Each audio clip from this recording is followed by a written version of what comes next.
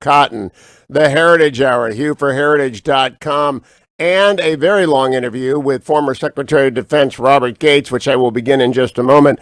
Let me, however, begin with the business story of the day, brought to you by Birch Gold, because it's a big story. Birch Gold, by the way, can be reached by texting my name, Hugh, to 474747, or simply going to HughGold.com. That's HughGold.com. I told you months ago to get into gold, and gold this morning is up to key survey pointed to early signs that a recovery was taking hold in the region's crisis-hit economy. That is great news. Now, yesterday in America, the Dow was up 153 points, the NASDAQ was up 10, and the S&P was up 20. Amazon went up 1.5%, $38. I think it's marching to 4,000, but I own Amazon, so that might be, the wish coming forth as a statement. But it's the only stock I own. I always tell you that. But popping 1.5% yesterday, I just think is amazing. So the big story of the day, I think, is economic recovery across the globe, but especially here in America. Remember, HughGold.com. I sat down with Secretary Robert Gates, who served as SecDef under both Presidents Obama and George W. Bush yesterday to discuss his new book, Exercise of Power. Here's part one.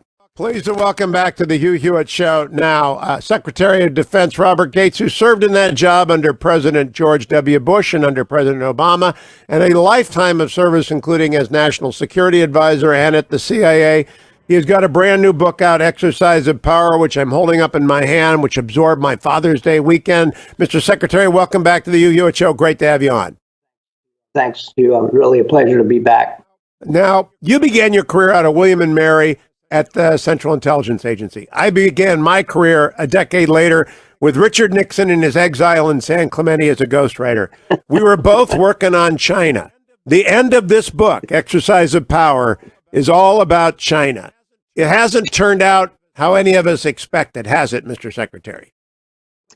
Well, Hugh, I make the point in the book, in the China chapter, that the first 20 years of the relationship really was quite geostrategic. There really wasn't a significant economic component to it.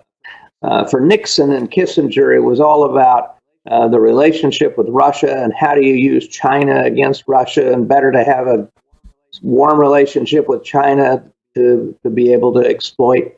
And then the same was true with even Carter. And I was involved at the end of the Carter administration in implementing the deal between President Carter and Deng Xiaoping to build American intelligence radars in Western China to spy on Soviet missile tests. So through about 1980 or so, it really was a geostrategic relationship where each saw it in its mutual advantage. Then with the advent of Deng Xiaoping's reforms and China's slow but accelerating growth, the early component of the relationship really began to get underway in the 1980s and culminated early in the Clinton administration when we helped China get into the World Trade Organization. And then the economic relationship and China's economy both just exploded. So it really, the last half of the 40 years or so of the relationship have been when it's been dominated by the economy. And I would just make two additional points. I think particularly during the economic growth phase of this, from, let's say, in the 80s until until current time, the belief has been that a richer China would be a freer China. That was a mistaken assumption. And then the second thing that we didn't anticipate was that a richer China would become a more assertive China. So that's kind of, I think, how the relationship evolved. And it's only been in the last 3 or 4 years that the U.S. has begun to challenge those assumptions that proved wrong. Now, Mr. Secretary, for people they can see how heavily annotated the book is. And one line is underscored, such high hopes. This was a bipartisan decision to buy into the China idea. have both parties come to the recognition, in your view, and you are respected on both sides? I think you're the last man in America who actually has the respect of both party elites. Do both parties understand, in your view now, that the CCP is not our friend and they're not going to be our friend for a very long time? I think so, Hugh. I think it's probably about the only thing you can point to these days where there's any kind of bipartisan agreement, and they're going to kind of have. I think that the two presidential candidates are going to have kind of dueling campaigns this fall about who's tougher on China. And so, yeah, it's one of the few areas of bipartisanship, and you can see it in the fact that there's like 200 different pieces of legislation punishing China in one form or another up on the Hill in both the House and the Senate. Mr. Secretary, in exercise of power, you don't use the term Cold War 2.0. Is it appropriate to say we are in Cold War 2.0? I think so. You know, we can dance around it and pretend that it's not going to be the same. I think actually, in some ways, it is potentially a little riskier in the sense that over time we negotiated a number of arms control agreements and other kinds of assurances with the Soviets to make sure we avoided a military conflict. First, the arms control agreements that limited the number of nuclear weapons that we had. It basically codified what both sides wanted to do, but it provided predictability in the arms race. You know, you knew the other guy couldn't build more than X missiles or Y nuclear weapons. And we negotiated a lot of agreements to avoid incidents blowing up into major confrontations. So we negotiated the incidents at sea agreement with the Soviets. We negotiated how we would observe each other's military exercises, and so on. We really don't have any of those agreements with China at all. So at this point, the relationship and the confrontations, particularly in the South China Sea, are kind of ungoverned space. And one of my minor achievements when I was secretary was getting a direct phone line put in between the Secretary of Defense and the Minister of Defense in China. And all I can say is that I think that if I were to ever use that line, there probably wouldn't be anybody at the other end of the phone, because the Minister of Defense has relatively no power in China. Mr. Secretary, when we talk about China today, you are very clear that the transition from Deng Xiaoping to General Secretary Xi has been one of an accumulation of power in the position of the General Secretary. Did you expect that when you were young in your career? Did you expect that when you were SecDef under either President Bush or President Obama, that the General Secretary would become basically president for life in China? Well, you know, the collective leadership principle generally prevailed through Jiang Zemin and Hu Jintao. They maintained the collective leadership. They observed the term limits. They left after their 2 5-year terms. I think that the real sea change toward one-man rule really has just begun with Xi Jinping. And the problem with one-man rule is that when you're responsible for everything, you're responsible for everything. And anything goes wrong, there's only one address. And that's one of the risks he's undertaking. When you have a collective leadership, you can sort of spread the blame around if something goes wrong. But now it's all him. We'll be back with more Secretary Gates after the break, America. I can't stress for you enough what he just said, that we are in Cold War II. I'm going to talk with Secretary Pompeo about that in second hour today, Tom Cotton as well.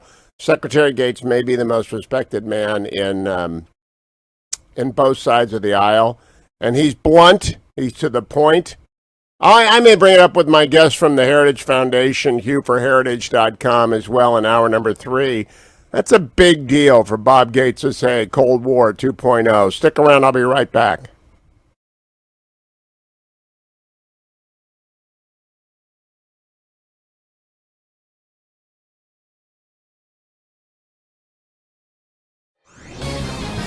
This is Lan Hee Chen of the Hoover Institution for Townhall.com.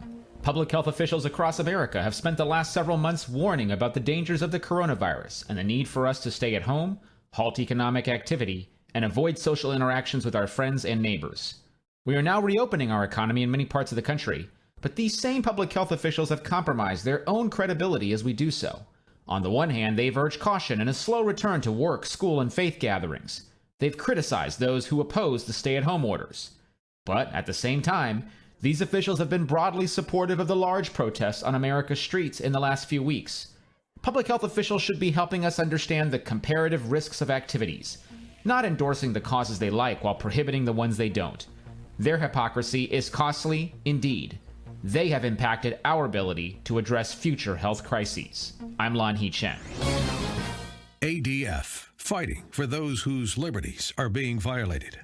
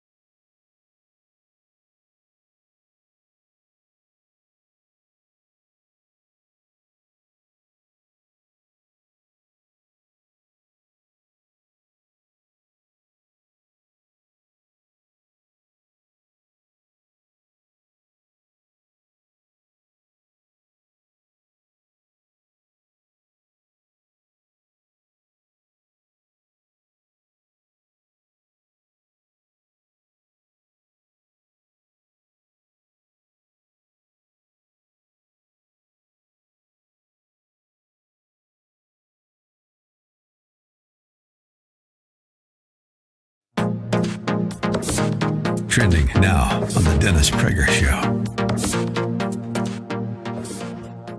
You learn a lot on a construction site. You really learn everything you need to know on a construction site. It's all there. And when you go through that and you see how that works physically, it's helpful. It gives you a sort of clarity.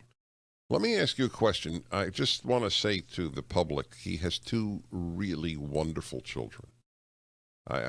They are kind, mature, well-mannered. They're really wonderful kids. Are they being affected? Forget the COVID lockdown. Are they being affected by the rioting and the turbulence? Well, they're being affected. They're not being affected by what's going on in the streets, but they're definitely being affected by the political climate. They graduated the 8th grade. They have to put their statement, a song lyric or a cliche or string some words together under their picture. My son is a little bit of a rebel. And he announced at the table he was going to put "Make America Great Again" under his picture.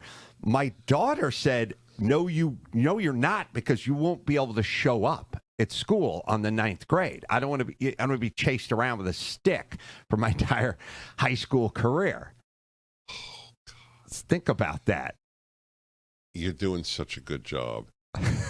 Folks, he's terrific. Watch us in No Safe Spaces and get his book. I'm Your Emotional Support Animal. Adam Carolla, even though you're a lefty, we have a lot in common. Keep up with what's trending. Subscribe on YouTube today.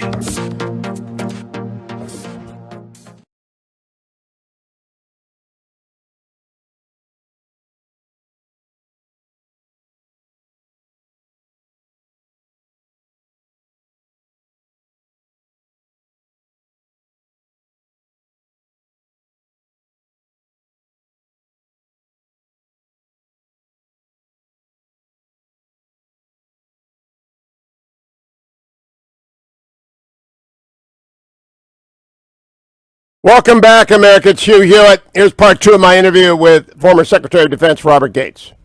Do you think he may face a Khrushchev moment, by which I mean that moment at which the Politburo of the Soviet Union came to Nikita Khrushchev and said, we are unhappy with the way you are doing things, you're out? Does the General Secretary face any kind of risk like that?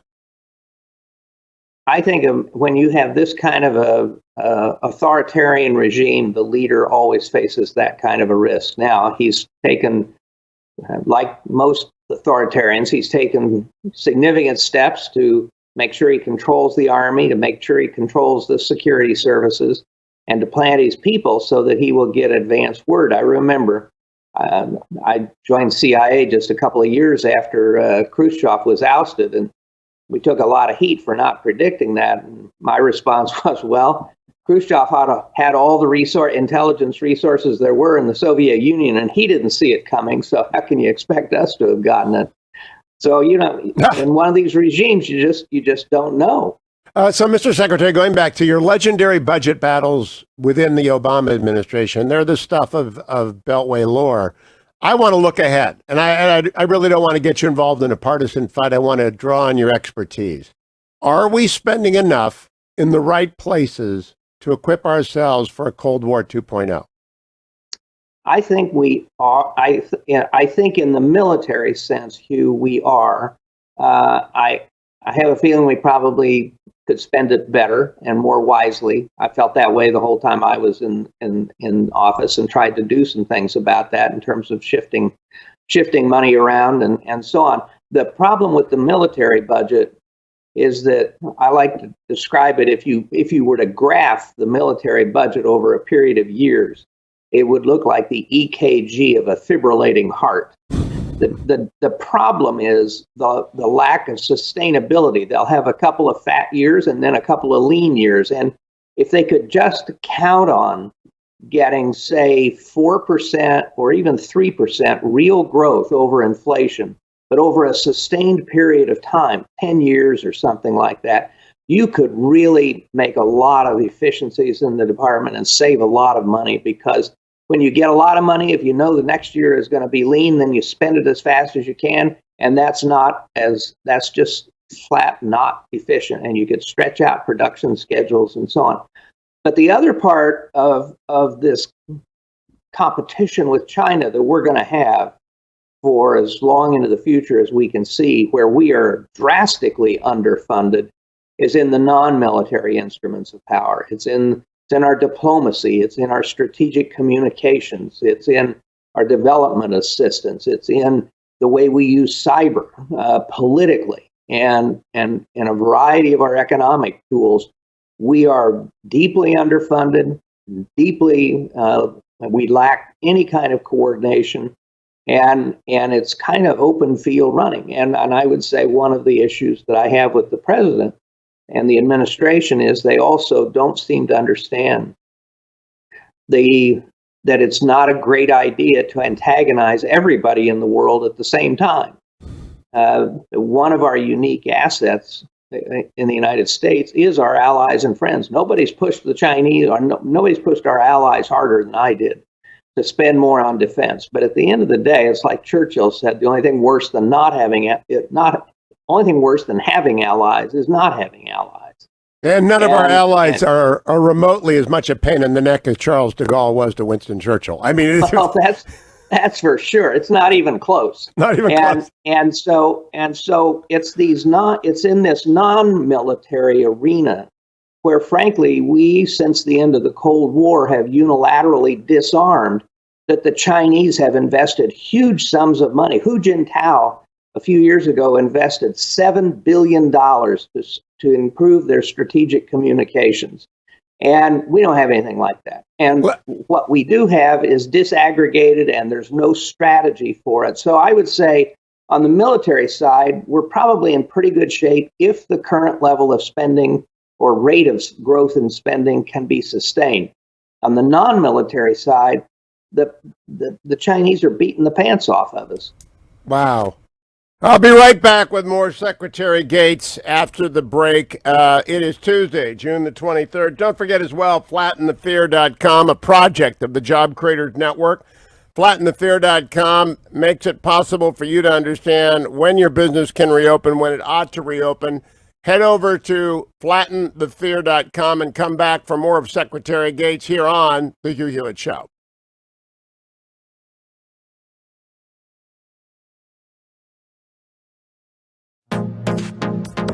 Trending now on The Mike Gallagher Show. I think the New York media is describing Florida as coronavirus raging through the state. That's literally the word they're using, at least in the New York Post. But there's a peculiarity about these data-driven news reports. Always at the bottom of the article, at the end of the report, they admit that deaths and hospitalizations are down, and hospital capacity is nowhere near being stretched thin. I don't understand it any more than I can make sense of a guy like Anthony Fauci, who told us that masks don't work and they're not effective.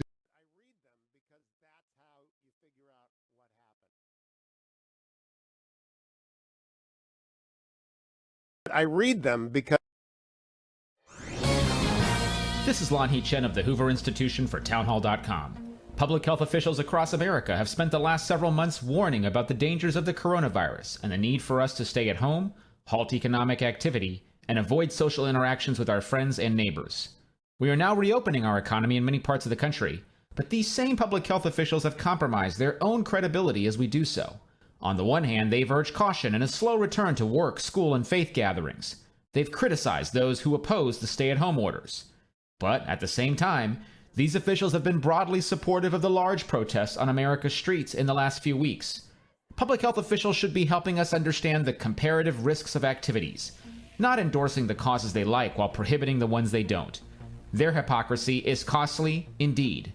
They have impacted our ability to address future health crises. I'm Lanhee Chen. ADF, fighting for those whose liberties are being violated.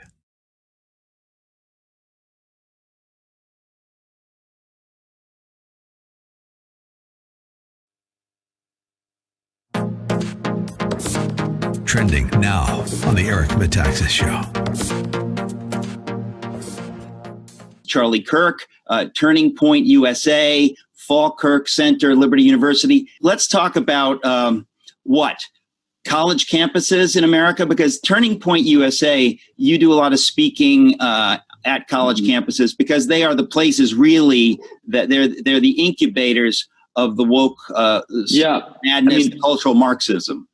So I want everyone to watch the news very carefully the next 6 months. When you see outward radicalism, hatred of our country, statements by Joe Biden or by leading Democrats that make your skin crawl, I want everyone listening to this to take a step back and ask, where did this come from? And it came from the universities. These ideas were given merit and basis through higher education and college campuses, through an intelligentsia of left-wing Marxist radicals that have been given undeserved credibility for absolute garbage, foolish ideas. For everyone listening to this, if you are worried about this, the continual decline of America into chaos or into anarchy, or as America's continue to trend, I want you to ask yourself the question, am I actually supporting it without even realizing it? Because I know a lot of your listeners, Eric, they say, oh, no, I don't support the downfall of America. I'm very careful where I shop and what I do and where I go to church. Maybe if you send your kid to a college, I'm not saying it's the right thing or the wrong thing, but you very well might be financially assisting the greatest threat to the future of America. And if you're voluntarily donating money as an alumni, you're absolutely doing that. Keep up with what's trending.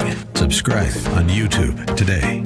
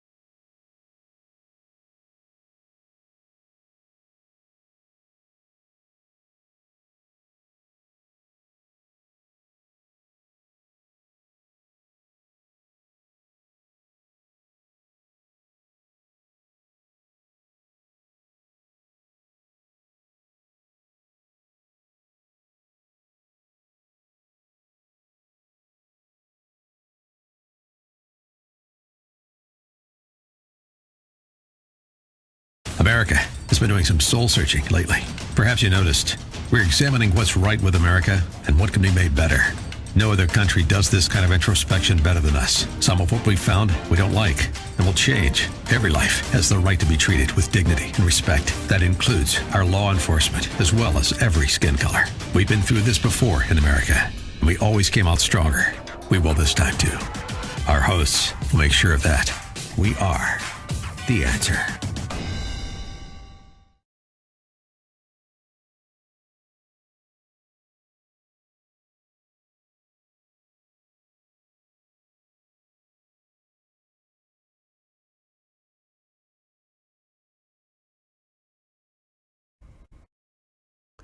Welcome back, America. Former Secretary of Defense Robert Gates has a new book out, Exercise of Power. Here's my conversation with him. I want to go to page 65 to my favorite line in the book, Mr. Secretary. Outside of the White House, to the outsider, this all sounds like a bunch of bureaucratic mumbo jumbo. You are referring to the interagency process there, the process by which policy is made. And it does sound like bureaucratic mumbo jumbo. It has not been coherent, in my view, since Dr. Rice was running the NSA. Stephen Hadley was pretty coherent. It just has not been coherent. O'Brien is a friend of mine, a very dear friend. I think it's beginning to be coherent again. Do you think we can recapture strategic coherence in the policy coordination between the White House, the Secretary of State, and the Secretary of Defense, and to the extent that the Department of Justice is involved in counterintelligence, DOJ? Is that possible to get back? Hugh, I think only if the president embraces it. The only way the system works is if people know if people in the different agencies, even at the cabinet level, know that that's what the president, that's the kind of process that the president wants. I would say even Condi Rice and Condi Rice had a problem because of the rivalry, if you will, between Colin Powell and Don Rumsfeld, and between Colin and the White House, and so on. And to tell you the truth, I think the model for when it ran the best was under Bush 41, because he had an extraordinary process, and he had a team like Jim Baker and Brent Scowcroft and Dick Cheney over at State, and there was a real cohesive spirit of teamwork there. I think that worked pretty well in the last years of the Bush administration when I was there, because Condi and I had been friends, and Hadley and I had been friends for many, many years, so we worked together pretty seamlessly. And the same thing, really, in some ways, for the first couple of years of the Obama administration. But if you have as I say in the book, for most of my career, the Secretary of State and the Secretary of Defense weren't even on speaking terms, and that makes it pretty tough for the interagency process to work. I recently wrote for the Post that back in the days when I was a young staffer in the White House, Secretary, then Chief of Staff James Baker, National Security Advisor Clark, and Secretary of Defense Weinberger had the relationship that Gates and Condi and Hadley had. What is it that is so hard to get about that mix? Because that's actually the secret sauce. If you can get those three people, the Chief of Staff, the National Security Advisor, the Secretary of State, the Secretary of Defense going, with the Secretary of State involved, you've got actually the team in place. Why is that so hard to do? Well, I think a couple of things. First of all, in all of those cases, those people had all known each other and worked together for a number of years in earlier administrations. I mean, I first met Brent Scowcroft in the Ford administration, actually in the last days of the Nixon administration when I was on the NSC. So we had known each other for ages. The second was that these people were all experienced. They had considerable experience in government. And in each case, you had a president who was willing and insisted on having a coherent decision-making process. I remember one of my favorite anecdotes when I was chairing the Deputies Committee, which kind of ran the interagency process under President Bush, first President Bush, there was a big debate in the Situation Room about what the president wanted. And I just kind of pushed my chair back and I said, well, I'll just go ask him. And so I walked up to the Oval Office, went in, said, here's the problem. He said what he wanted. I went back down. I said, here's what the president wants. And everybody, I mean, there's no rejoinder to that. The meeting was able to move on from that moment. But that's the kind of engagement on the part of the president that's needed. And I guess a final thought I'd say is, in government, as well as kind of anything, in my view, consensus is the enemy. And one of the things that the presidents that I worked for tried to avoid, actually, was consensus. They wanted disparate points of view because they wanted to be making the decisions. They didn't want solutions coming to them fully baked by the bureaucracy so that they didn't have any choices about what to do. Mr. Secretary, I'm kind of a connoisseur of memoirs. I may be the only one who read, and I joked with Secretary Kerry, the only one that read every page of Secretary Kerry's memoir. And we had a great conversation about it. But I don't care if it's Republican or Democrat. I read them because that's how you figure out what happened. What you have said that from your memoir that was the most controversial thing is that Vice President Biden, former Vice President Biden, hadn't been right on any major foreign policy issue in 40 years. Do you worry about a Biden administration and that fundamental inability to grasp great power competition infecting that West Wing?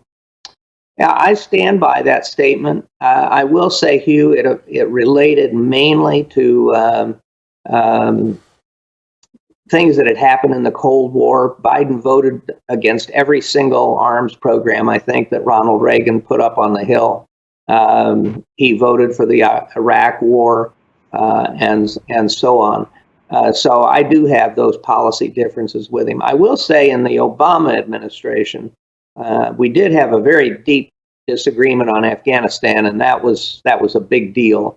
But on issues like intervening in Libya and dumping Mubarak in Egypt, he and I actually were on the same side on those issues. So and the other thing I write about in the book that hasn't gotten much attention is that I also think that the vice president had some issues with the military, and I wrote in Duty about how he would warn the president that he was being boxed in, that the military was trying to take away his options and so on, and he'd kind of rail at the generals, and that bothered me some. So, there are puts and takes with any presidential candidate.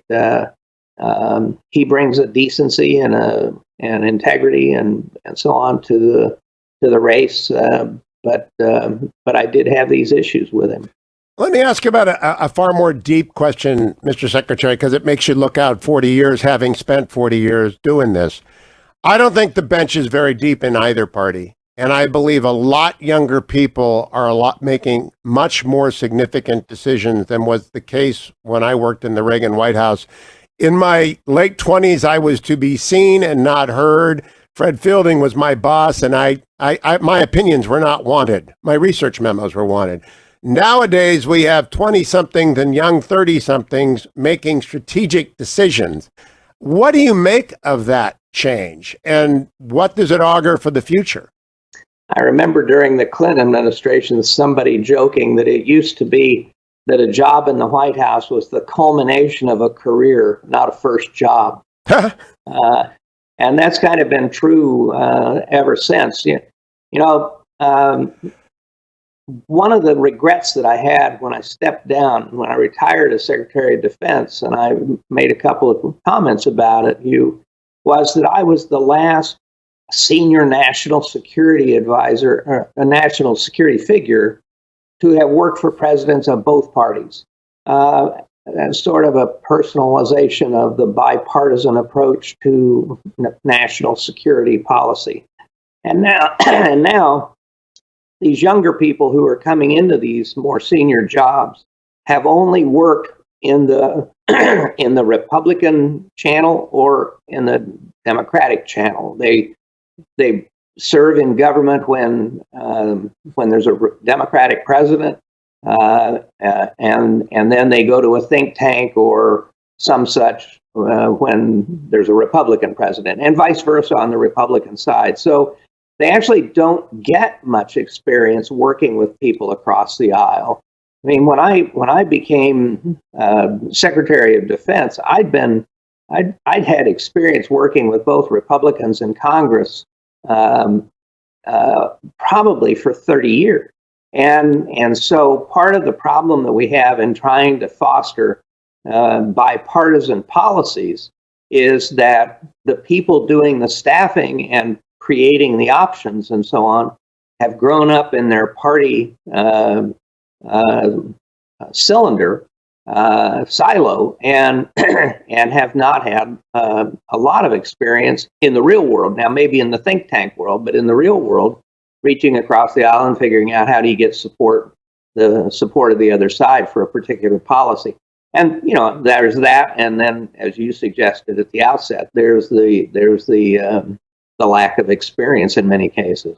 Well, what I was doing so many years ago, and what I expect this book, Exercise of Power, to be under the arm of President Trump and Vice President Biden if they are campaigning strategically. When President Nixon wrote The Real War, that's the book that I worked with him on, Ronald Reagan carried it with him everywhere to send a message that he was aware of the great power competition that was underway and that he wasn't going to be fooled by anybody. I don't know that great power competition is understood very much outside of our professional military caste. Do you, Mr. Secretary? I don't even know if it's taught at the PhD level like you acquired before going into the CIA. It may be a dead letterbox when it comes to what people study these days. I think it's pretty rare to find those kinds of strategic programs in universities. Some have it. My alma mater, William and Mary, does some things along that way. But I think that the real gap, frankly, is in the lack of understanding that this competition with China, and that's really where the book kind of comes together at the end. Yeah, the competition with China will be like the Cold War with the Soviets in the respect that it will take place, if we're lucky, against the backdrop of huge arms buildups, but not a direct military confrontation. And therefore, the competition will actually be played out in non-military arenas. And it's those arenas where we have so weakened ourselves and where the Chinese have invested dramatically. And that's why I think that taking actions such as walking out of the World Health Organization is such a mistake, no matter what its faults. When you leave these organizations, the Chinese move right in behind you and take all those positions that you once occupied. So if the world is about how do you shape the international environment to suit your national interests, then those institutions are one of the mechanisms you use to do that. And so, and you add that to strategic communications, and I make the point in the book. I mean, why have we not been able to penetrate behind the firewalls in China to talk about the corruption of their leaders, or in Russia, or in Iran? Why have we not been able to use the much more sophisticated technological tools to get behind the iron curtains, if you will, in Russia and China and these other countries? Not to try and foment revolution, but to provide the information to the people, the specifics about how their leaders are screwing them. How their leaders are screwing them, indeed. More Robert Gates coming up right now. It's relieffactor.com. That morning, time of the morning, if you're watching on YouTube, you see, got my Relief Factor out, taking my 4 pills, my Karen Kirkman Resveratrol Omega, with my lukewarm coffee, because every day is a day that I get out there on the byways and highways of the Beltway. 8 miles yesterday. Won't be that far today, but it'll be possible because relieffactor.com works. $19.95 is your starter pack. Go and join the tens of thousands of people who use it every day to get ready for the day and the week. relieffactor.com. I'll be right back with Secretary Gates. His new book, The Exercise of Power, must reading. We talk Trump. Stay tuned. Trending now on the Mike Gallagher Show. The president was interviewed, I think it was on Fox News, I think it was Sean Hannity. The president responded to what happened with, I don't think this is a controversial view, but maybe you do. Here was the president last night with Sean on Fox News Channel. I thought it was a terrible situation, but you can't resist a police officer. And, you know, if you have a disagreement, you have to take it up after the fact. It was a very sad, very, very sad thing. It's going to be up to justice. I hope he gets a fair shake, because police have not been treated fairly in our country. They have not been treated fairly. Is President Trump controversial with that remark? It was a very sad thing. He said it was a terrible thing, but you can't resist the police. Is resisting the police acceptable to anybody? Thank you to whoever texted me on the MyPillow text line, the image of Leslie Nielsen. I think it's from Naked Gun. And again, all hell breaking loose behind him. And he's saying, nothing to see here. Please disperse. That's what America feels like right now, isn't it?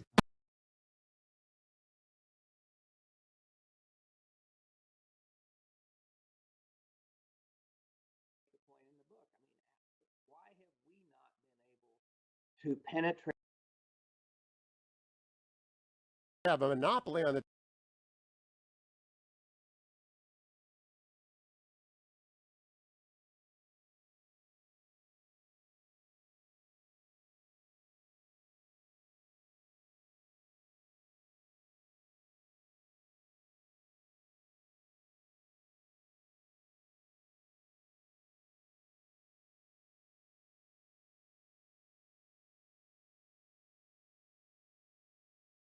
technology. Now we're out of the game. That's soft power.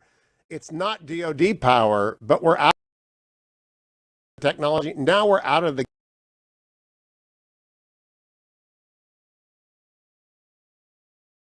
people the specifics about how their leaders are screwing them. Yeah,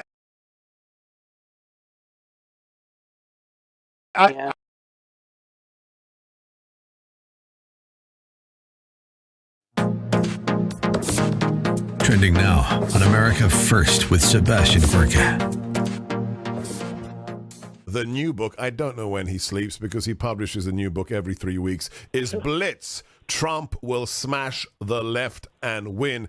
First, tell us, David, what is the key to your optimism? Why are you so confident that in 136 days we're going to win? I believe that this book I've written, Blitz, part of it is about how evil the Democrat Party has become, and part of it is about why Trump is able to survive all these attacks. He's the most slandered human being in all.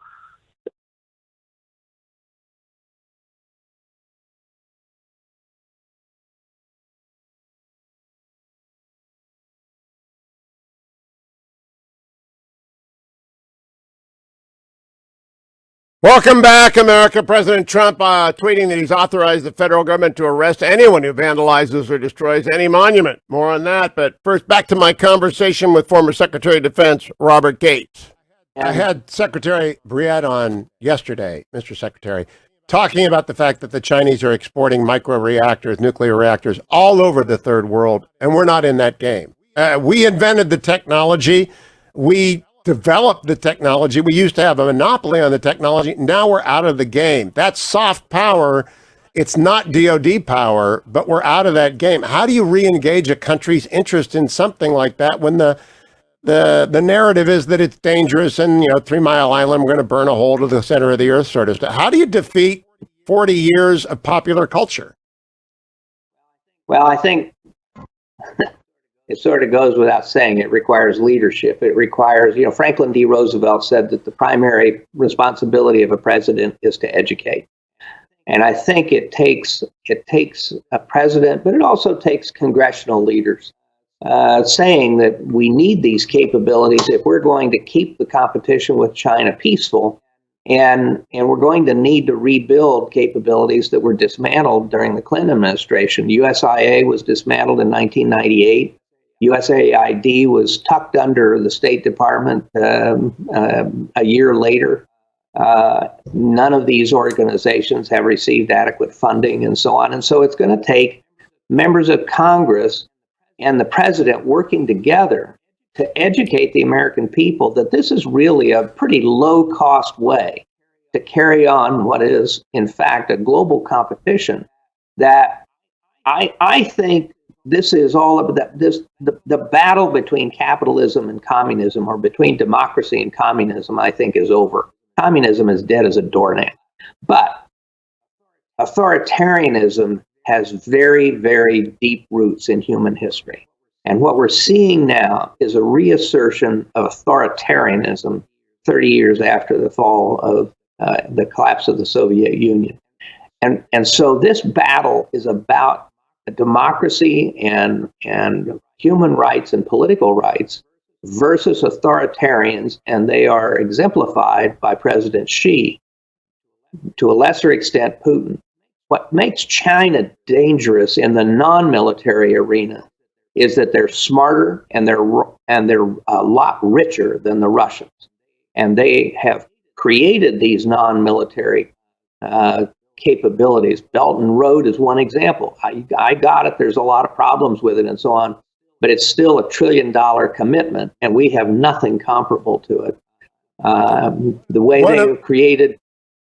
One of the themes in Exercise of Power, and I began to try and run through my memory, has anyone ever served as head of the CIA, National Security Advisor, and Secretary of Defense? And the answer is no. I think the answer is no. And that means you were uniquely understanding in the breadth and depth of espionage directed at the United States. Attorney General Barr, and by the way, did you work with Attorney General Barr closely under HW? We overlapped for about a year, yeah. What's your estimate of the man? Because I admire him, I esteem him quite a lot. Well, I haven't. The only time I've seen Bill since the end of the first Bush administration was at Bush 41's funeral, and I worked with him when I was director of Central Intelligence under Bush 41, and we had a very strong relationship. And he said an extraordinary thing on the Sunday show. I want to play for you cut number 6. He had been talking about Huawei being a backdoor into our communication system, but then he issued this sort of blanket warning about CCP espionage that I'd like the audience to hear. Cut number 6, friends. Well, you know what? We're not speaking German today because the American business in the past didn't think that way. They stood with the United States. And all the privileges and the benefits and the stability and the rule of law and the ability to profit as they do, both as companies and individuals, comes from the strength of this country. So should it be a law that if you are working under a grant, a United States grant at a university, you're not allowed to take money from the Chinese Communist Party? We are clearly cracking down on researchers and others that are sent over here to get involved in our key technological programs. And by the way, this is not just weapon systems. This is agriculture. This is medicine. This is robotics. This is artificial intelligence and so forth. It's the whole gamut of important technologies going forward. So are they seeking out people like the chairman of the chemistry department at Harvard to try to get those people to work with them? Are they seeking people out? The Chinese efforts run the gamut from more traditional espionage of recruiting people to work for them explicitly to cultivating relationships that they're then able to use. And the people frequently are not completely attuned to the fact that they are being used as essentially stooges for the Chinese. Stooges for the Chinese. I'm going to get Secretary Gates's response to Attorney General Barr's sweeping condemnation of people who are complicit as stooges for the Chinese Communist Party after the break. Don't go anywhere, America. We have Secretary of State Mike Pompeo coming up next hour, Senator Tom Cotton. The Heritage Hour is today. HughForHeritage.com is coming up as well. If you want to get a head start on that, head over to HughForHeritage.com and come right back for hour 2 of this Tuesday edition of the Hugh Hewitt Show.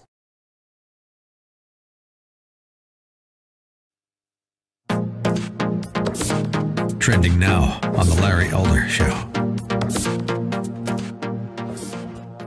the idea of shutting down our economy was just, awful. I mean, and by the way, the people who suffered the most, Larry, were the lowest income people, Black Americans. We had the best. Do you know, Larry, from 2017 through 2020, what demographic group saw the fastest rise in incomes? Blacks. Black Americans. Mm-hmm. Yes, I knew you knew that. And wait a minute, how could that happen? And we've got a racist president. How could that have happened? We had more economic advance in 3 years for Black Americans under Trump than we did in 8 years under Obama. Stephen Moore is my guest. He was an economic advisor to President Trump. President Trump, to me, I could be completely wrong. You would know more than I would about this. Instinctively, he didn't want to shut down the economy, did he? Oh, Trump did not want to shut down the economy. No way. Mm-hmm. He got terrible advice from Fauci, who's a disaster as his health advisor. And I'll tell you this: we can't undo what has been done. But Donald Trump is not going to shut down this economy again. I guarantee you that. Mm-hmm. I mean, now the left is saying, "Oh, we have to shut down the economy again because we've had a few more cases of coronavirus." No, the vast majority of the people who've gotten very sick and have died from coronavirus are people over the age of 65 or 70. So let's keep those people healthy. But, we've got to you can't keep an economy down. And I actually think it's because we did this, we locked down the economy for 2 or 3 months, that we have these riots in the street. You can't keep young people locked up with nothing to do, no jobs to go to, no income for 2 or 3 months. And you're creating a tinderbox, and it was just waiting for a match. Keep up with what's trending. Subscribe on YouTube today. Just read page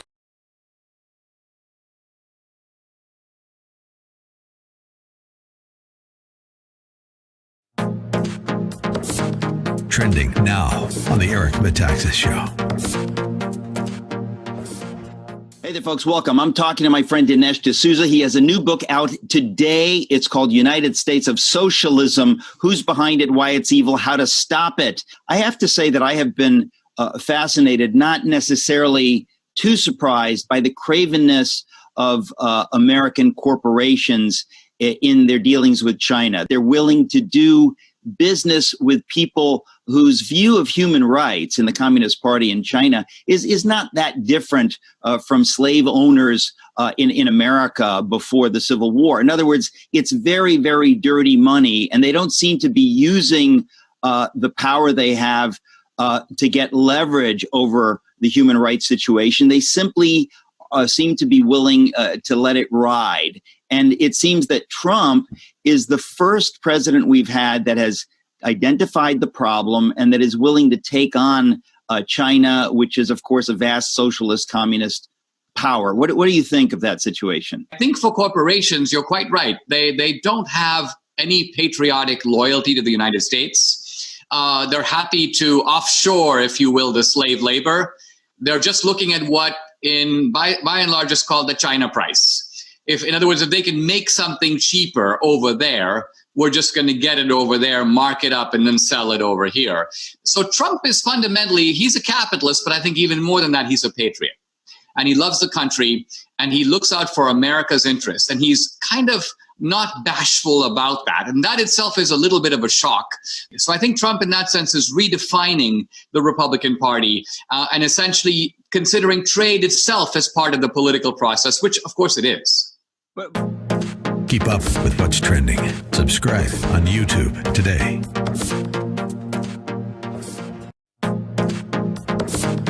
Trending now on America First with Sebastian Gorka. The new book, I don't know when he sleeps because he publishes a new book every 3 weeks, is Blitz. Trump will smash the left and win. First, tell us, David, what is the key to your optimism? Why are you so confident that in 136 days we're going to win? I believe that this book I've written, Blitz, part of it is about how evil the Democrat Party has become, and part of it is about why Trump is able to survive all these attacks. He's the most slandered human being in the history of the human race. And yet he's managed to prevail, mainly because he doesn't back down, mainly because when the racists left, and the only serious racism in America is anti-white racism. Everybody can see that now, and I say that as somebody who marched in this first civil rights march in 1948 before any of these looters were born. But Americans, first of all, they're not stupid. And they understand that the Democrats are compulsive liars and hypocrites. Everybody can see that the coronavirus has been manipulated by the Democrat Party. It's always about convicting Trump of crimes he didn't commit. You can't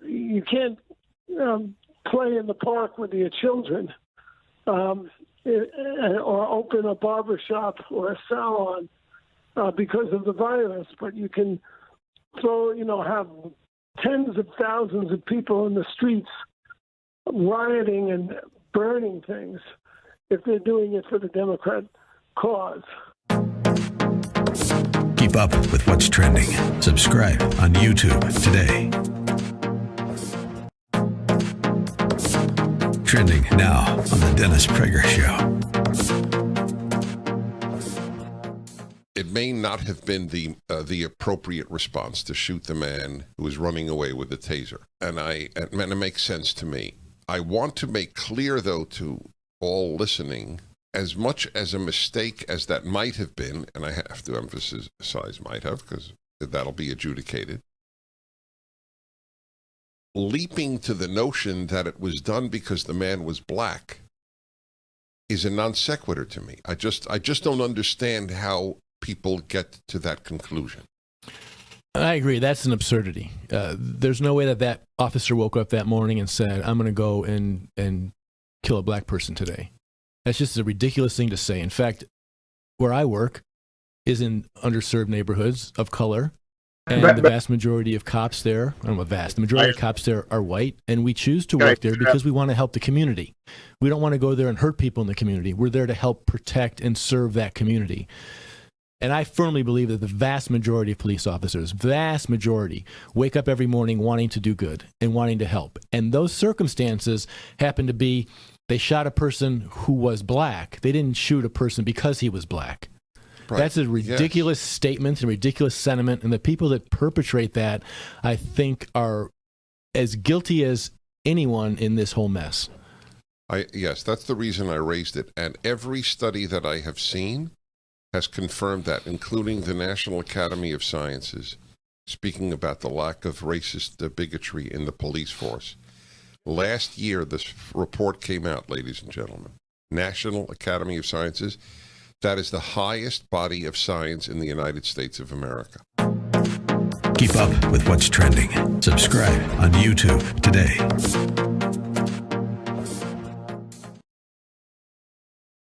America has been doing some soul searching lately. Perhaps you noticed. We're examining what's right with America and what can be made better. No other country does this kind of introspection better than us. Some of what we found we don't like and will change. Every life has the right to be treated with dignity and respect. That includes our law enforcement as well as every skin color. We've been through this before in America, and we always came out stronger.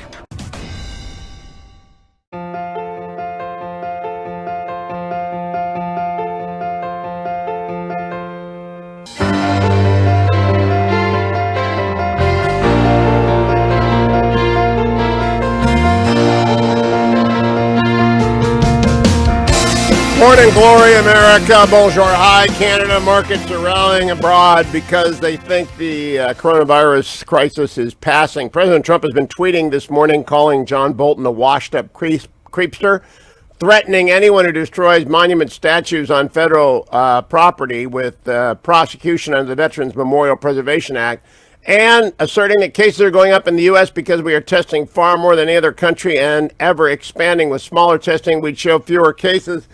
I talk about President Trump with former Secretary of Defense Robert Gates in an interview I taped yesterday. I had just asked Secretary Gates when we went to break last hour what he thought of Attorney General Barr asserting there are a lot of Chinese Communist Party stooges in America. Here is his answer. Mr. Secretary, I had just read page 375 of The Exercise of Power. The Chinese have developed a digital Silk Road component to the broader Belt and Road Initiative, seeking to provide digital infrastructure for countries all over the world. You went on to explain this is not because they're generous-hearted capitalists. And what Bill Barr said figures into it. We are really in an intelligence struggle that dwarfs that which went on between the Soviets and the United States for 45 years. Well, one contrast is that beginning in 1949, we had a structure in NATO and that involved non-NATO countries that was focused on denying advanced technologies to the Soviet Union. It's called COCOM. And we worked very hard for a very long period for decades to prevent sensitive technologies that might help the Soviets either economically or militarily from getting into the Soviet Union. I would say this reached its high point actually toward the end of the Carter administration, and then really doubled down in the Reagan administration. And I believe that there's a good case to be made that these restrictions actually retarded the growth of the Soviet Union and economically and slowed the development of their weapon system. So, we really haven't paid any attention to this with respect to China or at any significant level. And only in the last 3 or 4 years have people kind of awakened to the reality of the magnitude of technology that they have stolen from our companies that do business in China or do business in the United States or elsewhere. And so the question is, how do you put limits on that technology? And I, as a former university president, I'm sympathetic with the freedom of academic research and so on. And you do have to draw some distinctions. Having foreign students, Chinese students in this country, studying a number of things, and I would say medicine, agriculture are things where maybe there are places where we can cooperate, and where if we were working together on a coronavirus vaccine, we could move faster, and so on. But when it comes to the new technologies of quantum computing, of artificial intelligence, kinds of things that are useful in weapons, we need to be a lot tougher. And I used to joke with Condi Rice that back in the first Bush administration that we were sending 21-year-olds to Soviet universities to study Pushkin, and they were sending 40-year-olds to MIT to study quantum physics. So they know that this is a lucrative opportunity at American universities and labs, and I think there's a place for cooperation between the university presidents and the FBI and others in terms of how you draw some lines here that make sense in terms of cooperation. This actually happened during Bush 43's administration, where there were about 15 university presidents that would meet regularly with the director of the FBI and with senior intelligence officials. We'd get briefed on what the Chinese and the Russians and the others were doing, and we would advise them on how to try and deal with these problems on university campuses without creating huge demonstrations and riots. So you've been very generous with your time, Mr. Secretary. Thank you. An exercise of power is kind of de rigueur for people who want to be serious about this. The world of espionage between the CCP and the United States, we are at a disadvantage because we had Le Carré and we had great novelists who would teach the average American through fiction what the Great Game meant from 1945 to the fall of the wall in 1989. Even with experts like Danny Silva and other terrific writers, not many people understand the CCP. How do we make up that deficit? Because they just don't understand China. It's a different language. We don't have the same kind of capacity. We don't have I don't even think Silicon Valley gets what they're doing. Do you? No. I think that there's, the other piece of this has been, by the way, I read all those guys that you were talking about, including De Silva and so on. but I think, it's just been until very recently, the business community has been kind of a safety net underneath the U.S.-Chinese relationship. And the business community was supportive of this relationship and supportive of expanding it as much as possible. And it's only been in the last 3 or 4 years or so that they've suddenly realized that the Chinese don't play fair. They don't play according to even the rules they've agreed to. And that American companies are often disadvantaged. A lot of companies made a lot of money in China and probably still will. But I think that they're kind of naive in terms of what they think the larger Chinese concerns are. And I think that's why the administration's been so exercised about Huawei and 5G communication, because the more this becomes the network of choice, if you will, in large parts of the world, it's going to give the Chinese access. This is a hard question, Mr. Secretary. Are the companies of Silicon Valley naive or are they indifferent? I mean, if you sold advanced design to the Krupp ironworks in the 30s, you were assisting the Nazi regime. If Google sells identification software to the CCP in the coming decade, they are assisting in the suppression of the Uyghurs. Is that true? I mean, do you agree with my comparison? I think that, I guess mainly I would say that they are uninformed, and they are, having somebody from the FBI show up on the doorstep of one or another of these tech companies, that person's probably not going to get a very warm reception.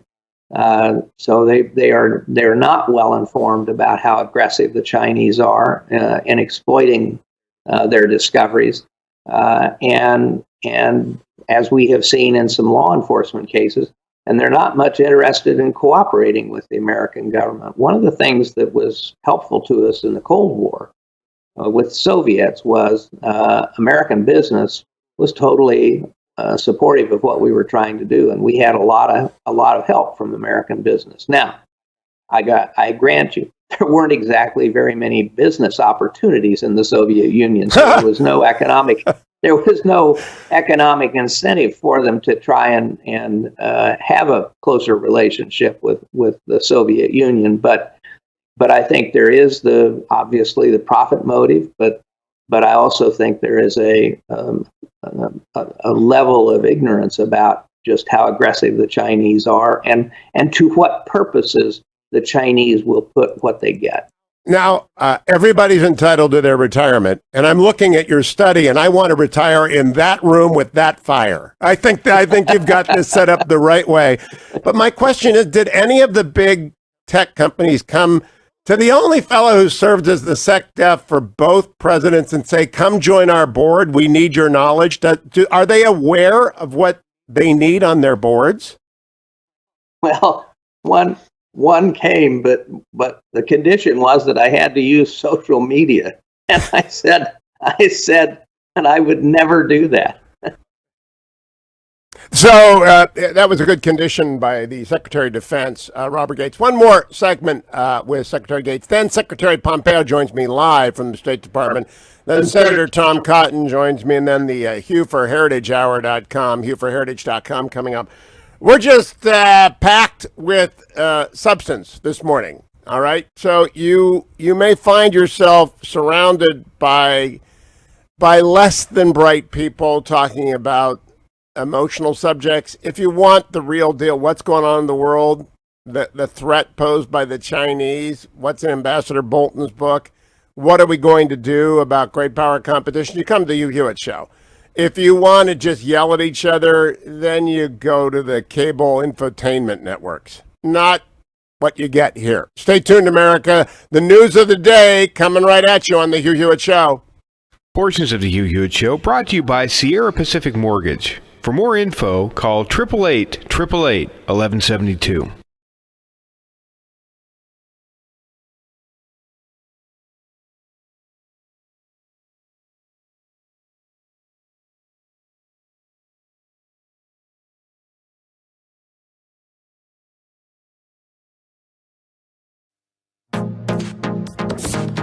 Trending now on The Larry Elder Show. Dr. Strom, I just did a video about the Hong Kong flu of 1968. And if you look at the number of people who contracted it and died and adjusted for population, it was about 150,000 Americans. That's about 38,000 fewer deaths than we have so far with the current coronavirus. And we didn't shut down the government. I don't even remember it. I was 16 years old. I don't remember anybody talking about it at the time. Okay, point well taken. Let's just look at the numbers now. So since the May 16th, okay, we're having new cases, clearly. And, okay, businesses are opening up and people are getting more liberal. They're not as worried about transmission. But in the last week, I mean, there's going to be 709 new deaths, so 29,000 new cases. Mm-hmm. And last weekend was the highest daily total since May 16th, okay? But if somebody gets a disease, is that a death sentence? Probably not. We see the mortality is probably less than we thought. So transmission is going to happen, and maybe we do want that because I told you last time I was on about herd immunity. Mm-hmm.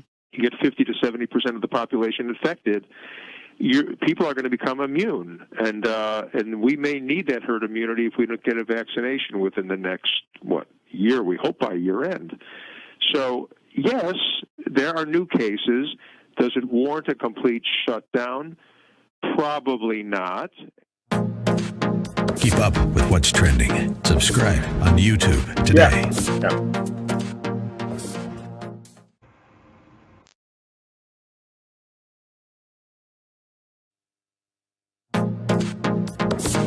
Trending now on the Eric Metaxas Show. Hey there, folks. Welcome. I'm talking to my friend Dinesh D'Souza. He has a new book out today. It's called United States of Socialism. If previous presidents had done the right thing, the monster that is now China would not be as big as it is, and we would not have to deal with it in this way. But it seems to me that the naivete and the greed of Clinton and the Bushes with regard to China, thinking that the god of the free market is going to solve the political problems in China and make them just like us.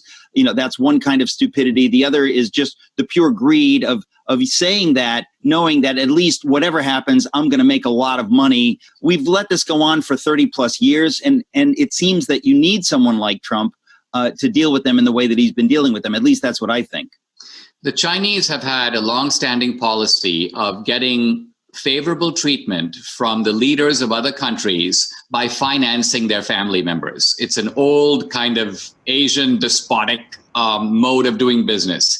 Now, if you look at Biden, for example, over the years, Biden's net worth has not gone up for the simple reason that he has to disclose any investments that he has, any deals that he makes. But now watch the Biden family, his brother, James Biden, his other brother, Frank Biden, his son, Hunter Biden. Their net worths have skyrocketed. Why? Because when Biden goes to China, he takes Hunter Biden. Hunter Biden then gets a deal through the Shanghai Free Trade Zone that is not available to Western investors, in which the Chinese government itself is putting in money, a $1.5 billion investment. Keep up with what's trending. Subscribe on YouTube today. No, I want you to post it.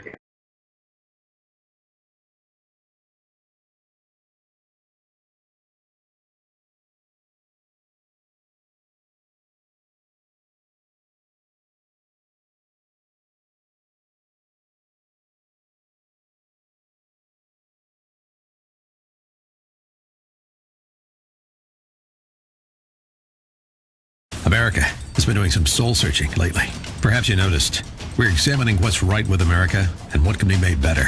No other country does this kind of introspection better than us. Some of what we found we don't like and will change. Every life has the right to be treated with dignity and respect. That includes our law enforcement as well as every skin color. We've been through this before in America, and we always came out stronger. We will this time too. Our hosts will make sure of that. We are the answer. Welcome back, America. It's Hugh Hewitt. Last segment of my conversation with Secretary Gates. Well, I do think that they have an enormous deficit in national security experience and national security perspective, and that they've got to add. In fact, I'm in favor of a statute that would oblige their boardrooms to be open to the NSA or the DIA or the CIA. That's not traditionally been our approach, but I'm beginning to think we have to do that. What's your thought on that, Mr. Secretary? And I have one last question. Well, I think that these agencies would, and don't get me wrong, I think that a lot of businesses are beginning to take this seriously and are asking people to come in and inform them about the foreign threats.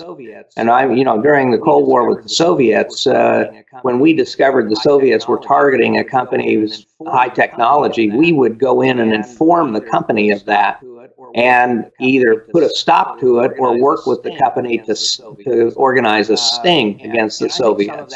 And I think some of that is going on, frankly, with the Chinese at this point. So I think it's many of the companies aren't quite sure where to turn. There's a lot of consulting firms out there. I'm in one with Condi and Steve Hadley, and that can offer some help, and we do offer some help. But I think there are a lot of, particularly the younger companies, I would say, that don't, and the smaller companies don't fully grasp the dangers. Now, my last question has to do with politics, and I've steered away from politics out of respect for your ability to walk and advise both sides. Will it be part of President Trump's legacy, whether he has one term or two, that for whatever reason, the relationship with the People's Republic of China has changed significantly? I think that the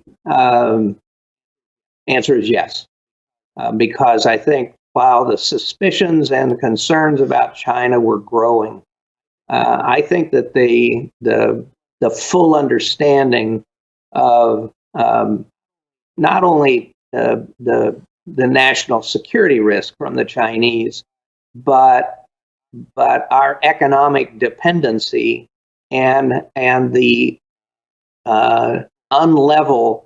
uneven playing field for our companies have really all come together, if you will, in the last 3 years or so, in terms of a different approach to China. And I think that's why you see the bipartisan support for a tougher line toward China on the Hill.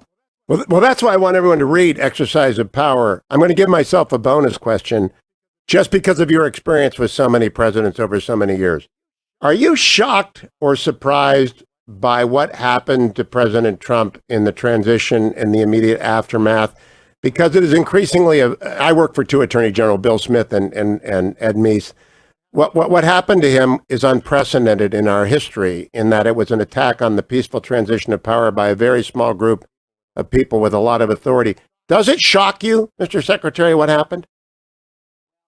Well, Hugh, I follow some things closely and some not so much, and I'm frankly confused a little bit about what happened during 2006. One thing I'm not confused about: there is no doubt in my mind the Russians tried to interfere with our election.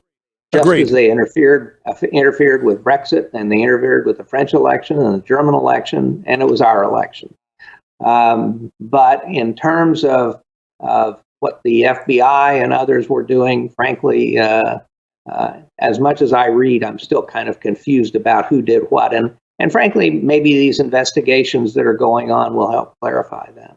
I think so. I hope we do not find that any of the intelligence community was involved. I would be shocked if that were the case, but I also see some trails that might lead to Langley, and I won't put you on the spot and ask you about that. Mr. Secretary, congratulations on Exercise of Power. It could not be more timely. I imagine you had the campaign in mind for both sides when you wrote this, that you might help both staffers out. Am I right about that?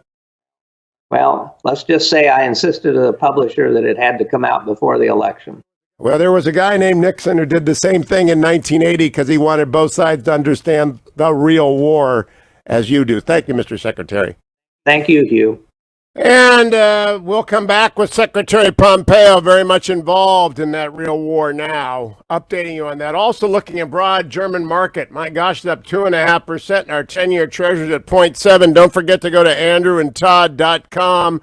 888-888-1172 if you're buying real estate or refinancing real estate. 888-888-1172 connects you to andrewandtodd.com.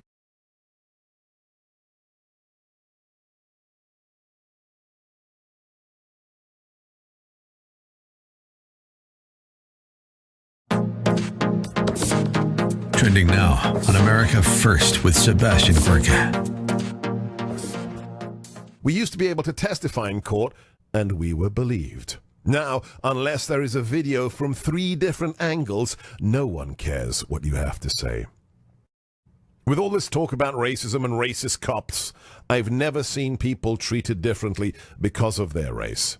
And while I know that cowards that have never done this job will call me a racist for saying it, all I've ever seen was criminal behavior and cops trying to stop it, and they didn't give a rip what their skin color was. I've seen cops help and save any type of race, gender, or ethnicity you can think of, and while that used to mean something, no one cares anymore. I've been called every name you can think of, and many of them with racial overtones, and it's never come from cops. I've watched African-American cops take the brunt of this and even talked one rookie out of quitting after he was berated by a lot of cowards that had the same skin color as him. I've heard words I never heard before coming a cop. Uncle Tom, cracker, pig, and the N-word, just to name a few. I've heard them thousands of times, and never once did I see an officer retaliate. They just took it. The nasty words have now turned into rocks and bottles and gunfire. I've watched it happen to those around me, and I've seen the total destruction of their life. This job is a walking time bomb. And you can get cancelled or prosecuted on the very next call, even if you do everything right. No profession has to deal with that. Keep up with what's trending. Subscribe on YouTube today.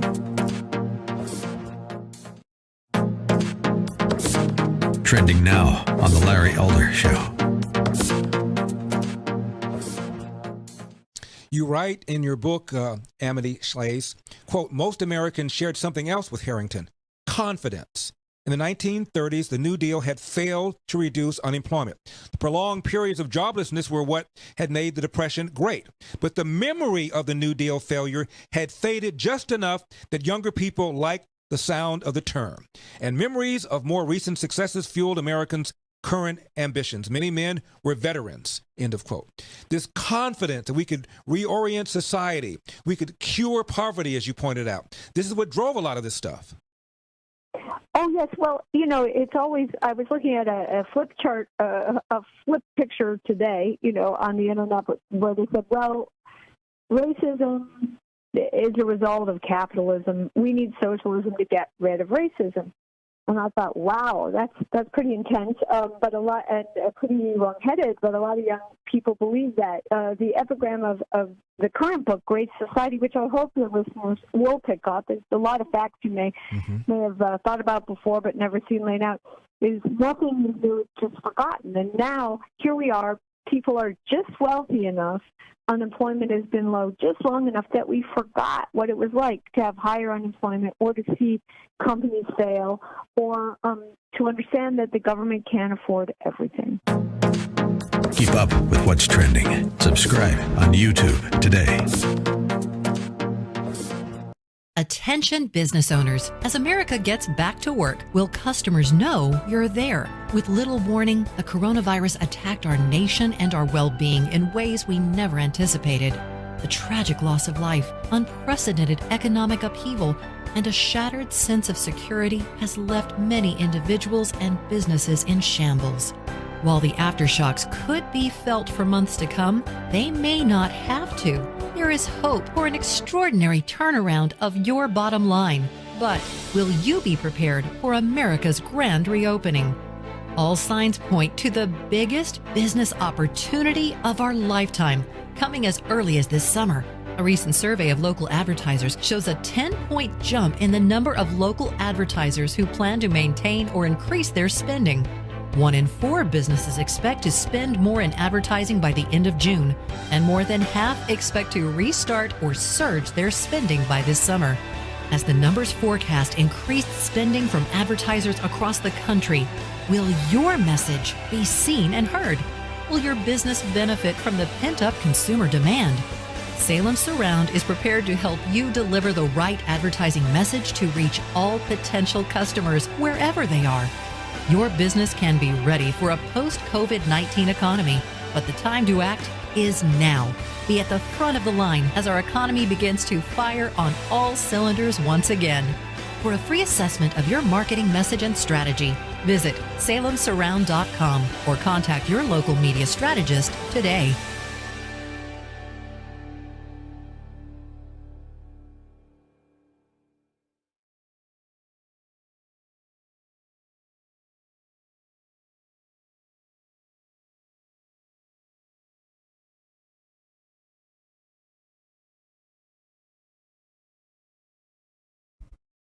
Welcome back, America. I'm Hugh Hewitt. Thank you for joining me on this Tuesday, June 23rd, 2020. I'm joined now by Secretary of State Michael Pompeo. Mr. Secretary, welcome back to the Hugh Hewitt Show. Hugh, it's great to be with you this morning. Well, thank you. I had never expected to say this because John Bolton is a friend of mine. He's been on this show many, many times. He was generous with his time to me as well when he was National Security Advisor. But I'm shocked, not by his book, I haven't read it, but by what Judge Royce Lamberth wrote in his ruling about the book. The judge concluded, quote, "The court is persuaded that defendant Bolton likely jeopardized national security by disclosing classified information in violation of his non-disclosure agreement obligations. Bolton may indeed have caused the country irreparable harm. With hundreds of thousands of copies around the globe, many in newsrooms, the damage is done. There is no restoring the status quo." So the injunction was denied because the judge basically said there's nothing we can do about it, but jeopardized national security. How much damage did this book do, Mr. Pompeo? So, Hugh, I haven't had a chance to read the book either. I've seen a number of the excerpts have been put out. I'd say 3 things about it, first of all. First, a number of things I've seen. I was in the room, too. I was present for those. I remember them very differently. These are things that have been either fully spun or frankly, just lies that don't reflect what truly happened there.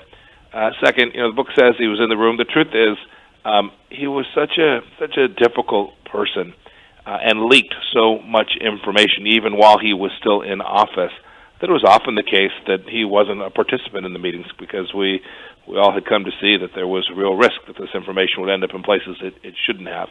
And then finally, to your larger point, I think Judge Lamberth has it right.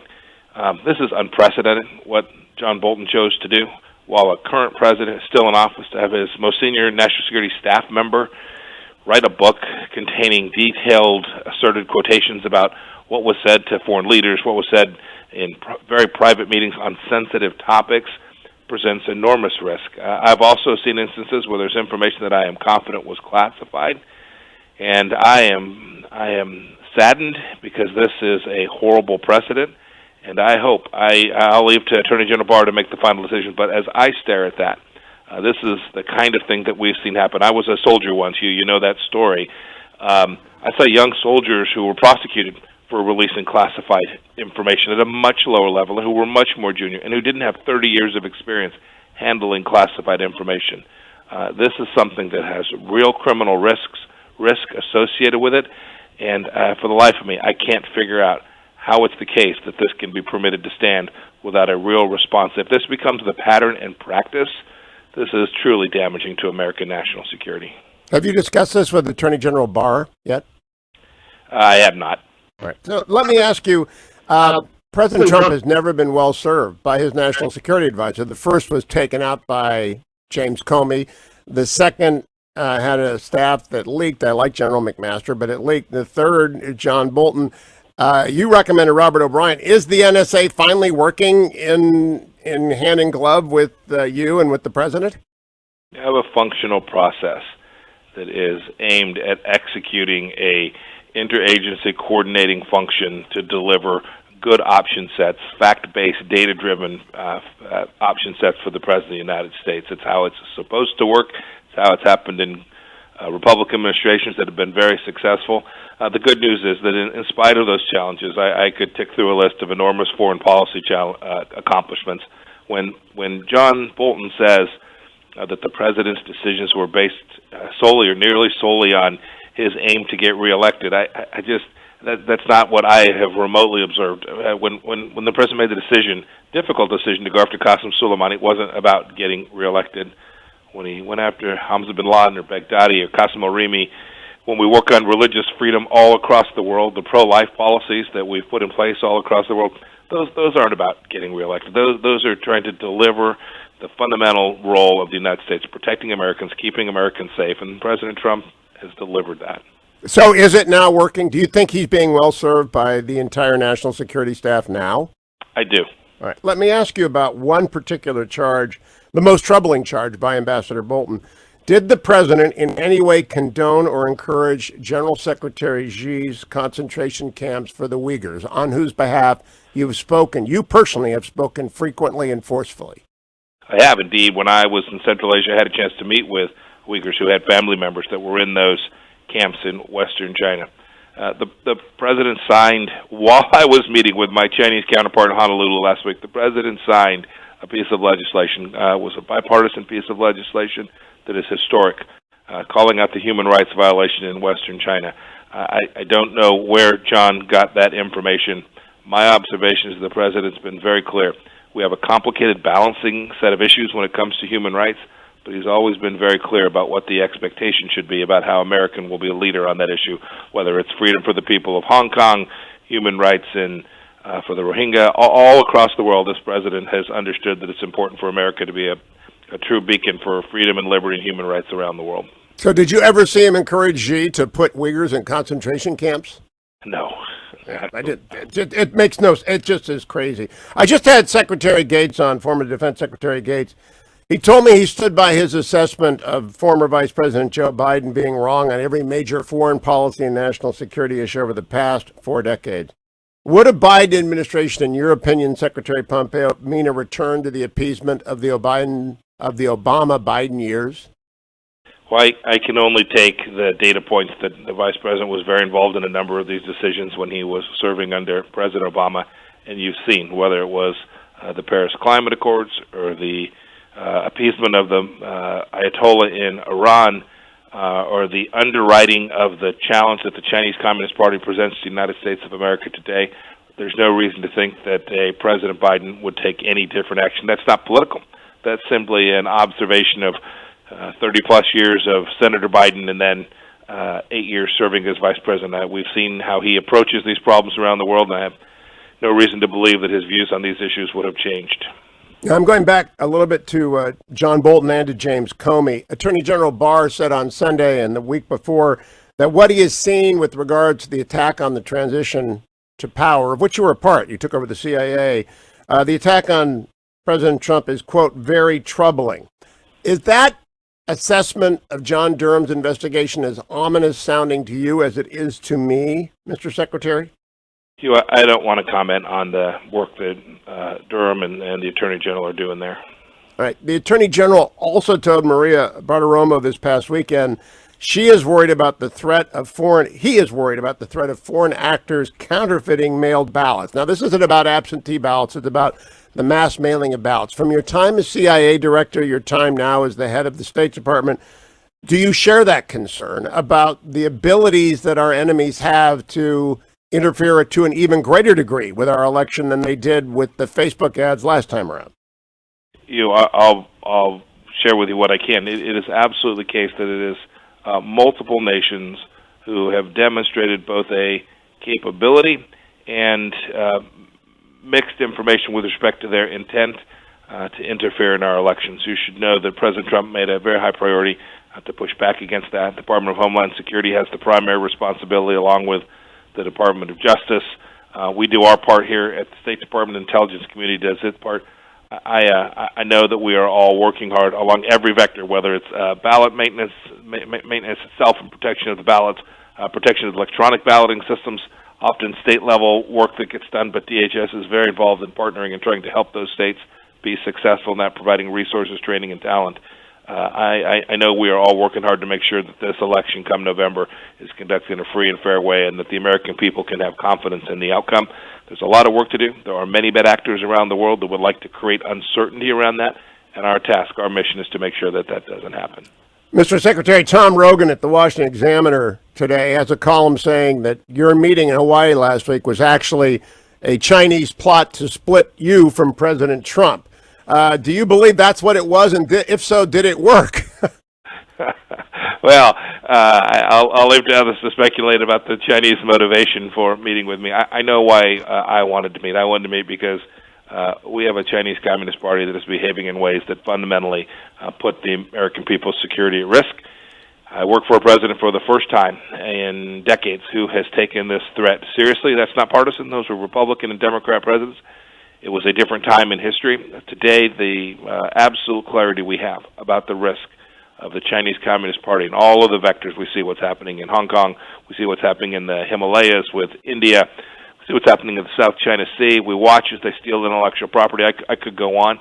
I wanted to go meet with with Yang Jiechi, my counterpart's boss, to share with them how America was thinking about this, how America was going to act, and our expectations, not for about what the Chinese Communist Party would say, but how the Chinese Communist Party would act.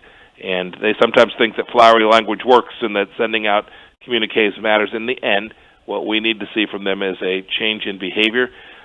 When I left that day, I did not leave optimistic that the Chinese Communist Party was prepared to give us any notice that there were changes that were going to be made. And then, of course, within a handful of days, it looks like they have now moved on their national security legislation, putting at risk the freedom that the people of Hong Kong have been promised. Secretary Gates just told me, or just confirmed for me, that we are in Cold War 2.0. In fact, he said, quote, "In fact, it's a little riskier," close quote. Do you agree with this assessment? You know, I'll leave to Mr. Gates, who I have enormous respect for, and who has been very kind to take my calls over these past 3.5 years when I had questions or thoughts, things I wanted to hear as a historical matter and get his wisdom. I'll leave to him to characterize it for now. I can say this much. We have an integrated economy with the Chinese Communist Party that is different from what we had with the Soviet Union when we were in the Cold War in the 1980s. We have to think about this in a way that reflects that, because the challenges of American economic growth and prosperity are deeply intertwined today with the Chinese economy. And we now know, too, that if we don't challenge that, if we don't protect our intellectual property, if we don't call out when they are using Chinese communications infrastructure to connect to the MSS, their security apparatus, when we don't take seriously the threat of their state-sponsored enterprises, our economy is at risk as well. And President Trump has said, enough, we're not going to do that. He's imposed tariffs. He's engaged in economic response that are fully justified by the aggressive Chinese economic activity that is engaged in here in the United States, and frankly, against our European friends as well. Last question, Mr. Secretary. The People's Liberation Army Navy has threatened maneuvers in August, which Taiwan, some people believe, threatened Taiwan and threatened islands that are governed by Taiwan, which are empty. Did those maneuvers come up in your talks in Hawaii, and what is the position of the United States government concerning those maneuvers?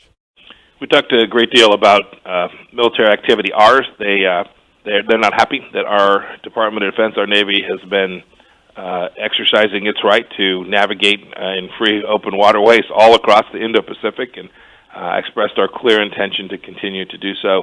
And then we talked, too, about Taiwan.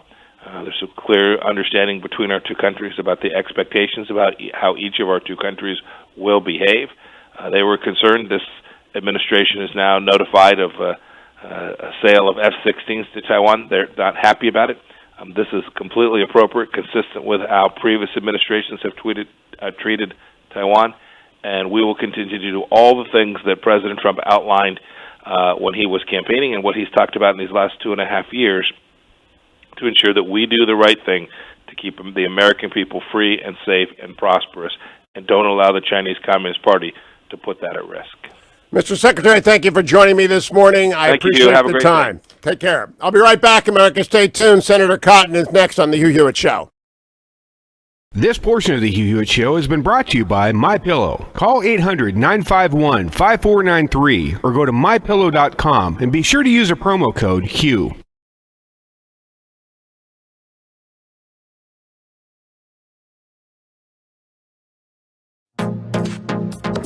Trending now on The Mike Gallagher Show.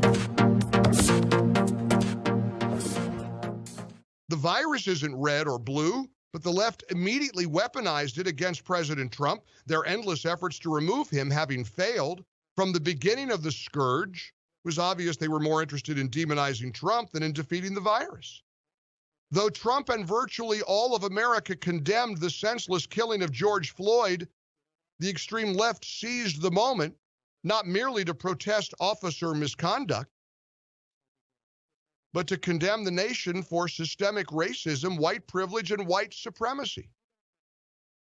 Leftist activists converted the protests into riots, looting, violence. Democrat leaders refused to condemn it. Instead, they fanned the flames lit by the organized mob. They've joined the movement to topple monuments and erase all other unpleasant aspects of American history as if they never occurred. But see, David Limbaugh says this is nothing new for the Democrats. Nothing new for the Democratic Party. It was shocking that its key figures dared to publicly support some of the certifiably insane provisions of the Green New Deal. It was surreal that some of their leading presidential candidates openly supported the abolition of the U.S. Immigration and Customs Enforcement. But the widespread move to defund the police now takes the insanity to French Revolution crazy levels. How can parents not fear for their children's future? How can an entire political party give itself over to a lawless mob? How can it condone the systemic suppression of political speech by Hollywood, the corporate left, and social media giants? Keep up with what's trending. Subscribe on YouTube today. Trending now on the Dennis Prager Show. Guys who were big fans of America, and they showed video after video of quite awful conduct by police against whites. I remembered one of them where the guy was begging for his life, and it's not quite clear to anybody why he got killed. And said it, and they made the point, which is irrefutable. Had this been a black person, everybody would have known his name, and it would have been a major cause celeb in the United States. There is actually more of that against whites than against blacks, according to all the data that we have. The police are overwhelmingly not biased against blacks, and certainly not in any use of lethal force. But the entire movement is not based on facts. It is based on emotion. And ultimately, the end of the United States as we know it. If you're still in doubt, there's nothing I can say. Keep up with what's trending. Subscribe on YouTube today.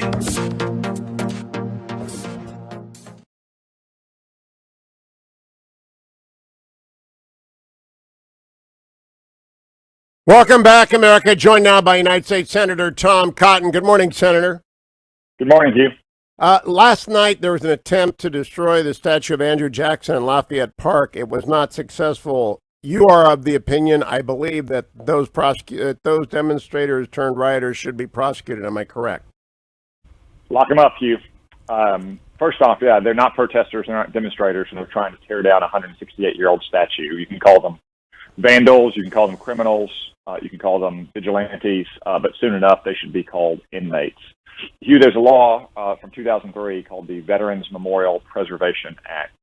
You couldn't find a much more clear-cut case of a violation of that law than what happened last night, tearing down a statue of a former general of our Army in uniform on horseback on federal property. The violation of that carries up to 10 years in prison. And these are not exactly criminal masterminds, Hugh. Of course, many of them You're breaking up on me, Senator. You just said they're not criminal masterminds because they are allowing themselves to be videotaped. Yeah, they're videotaping themselves, Hugh, and posting it on social media. So I would urge Attorney General Barr to direct the FBI and the criminal division to investigate this immediately, arrest as quickly as possible, and bring charges as quickly as possible. Would that apply to the toppling of Ulysses S. Grant in San Francisco as well? Who, by the way, the irony of that should not be lost on anyone. Grant was eulogized by Frederick Douglass for all that he did to end slavery and restore justice or bring justice for blacks in the South during Reconstruction. Yeah, Hugh, this would be General Grant, whose very initials in the North stood for his tenacious and unrelenting approach to the war, unconditional surrender. And it would also be President Grant, the political heir to the great emancipator Abraham Lincoln, who as president presided over passage of the 15th Amendment guaranteeing all citizens the right to vote, the first major civil rights law, which he used to smash the first iteration of the Ku Klux Klan, and who also put down numerous race riots in the South during Reconstruction. When you're tearing down statues of U.S. Grant, it's not because of the Civil War, it's because you hate America. Now, in San Francisco, I don't know if the statue that was torn down was on federal property or if it was federal property. Another law that might apply is the Anti-Riot Act. There's other potential federal laws as well. Unfortunately, local authorities should be prosecuting these cases. They should be stopping the violence in the first place, but many of them seem simply unwilling to stand up to the mob. All right, now I want to switch quickly to Twitter. You were threatened by a, quote, low-level staffer at Twitter last week with the suspension of your account. Have you heard from Jack Dorsey or anyone in senior management that such attempted censorship will not occur again? And it's not unconstitutional censorship. They're a private company, but it is clearly censorship of viewpoints they do not agree with. Yes, Hugh, I must have missed Jack Dorsey's DM to my Twitter account. Of course, you could put him in the boat with the snowflakes at the New York Times because it's been reported that he unfollowed the New York Times opinion Twitter account after they published my op-ed a few weeks ago that turned them into a laughingstock. But it is true that in the midst of that controversy, a low-level employee contacted my office at random and said, if the senator doesn't delete his tweets, we will permanently lock his account. It was clear, though, she was acting at the behest of more senior officials who she tried to screen, and that she wouldn't put anything in writing. Now, we stood up to her. We drew a line. We sent her the reasons why this was a gross violation of their own terms and their own policies. We continued to get shifting explanations, but the 30-minute deadline came and went, and after a couple hours, she called us back and said, we'll take no action against your account, although she said that she also wasn't authorized to say anything more. So it's clear that she was acting at the behest of senior censors at Twitter, but it's just an example of the challenges that conservatives face on Twitter or on social media more broadly. Look, I'm a United States senator. You can't really deplatform a senator. I can always go to the Senate floor. I can go to other medium. But what if it was just a conservative journalist or a Republican Party activist? How could they stand up to these social media giants? Well, Senator, I know that you're burdened by Harvard law education, but at Michigan law, we would have been taught that the violation of Section 230 was obvious here and that they are now publishers and therefore not owed the immunities of Section 230 at Twitter. Anyone agree with you on your staff who might have gone to Michigan as opposed to Harvard and understand the statute? Well, this is why I've introduced legislation along with Senators Hawley, Rubio, and Braun to modify Section 230 to strip away some of that unprecedented legal immunity that social media companies get because they are increasingly acting as publishers, acting as censors, taking responsibility for the content that is posted and is not posted on their site. If that's the case, they don't deserve that immunity. Well, they're also then subject to the defamation laws of the United Kingdom and everywhere else. I mean, in the United States, you can't sue anyone. It's very difficult to sue anyone for defamation. But if you've become a publisher in the laws of the United States' eyes, doesn't that open you up to the UK standards of libel? I imagine it would, Hugh. Under those standards, my gosh, every comment section becomes your property, correct? The UK laws are very sweeping, and that's one reason why I would think these social media giants don't want to tempt fate. Senator Cotton, always a pleasure to talk with you. Continue to fight the good fight on bringing order back to the rule of law. One law for everybody. That's it. That's the rule. That ought to be it for everybody and everything in the United States, including senators who hold positions that are adverse to those of Silicon Valley's most vulnerable leftists. Stay tuned, America. It's the Hugh Hewitt Show.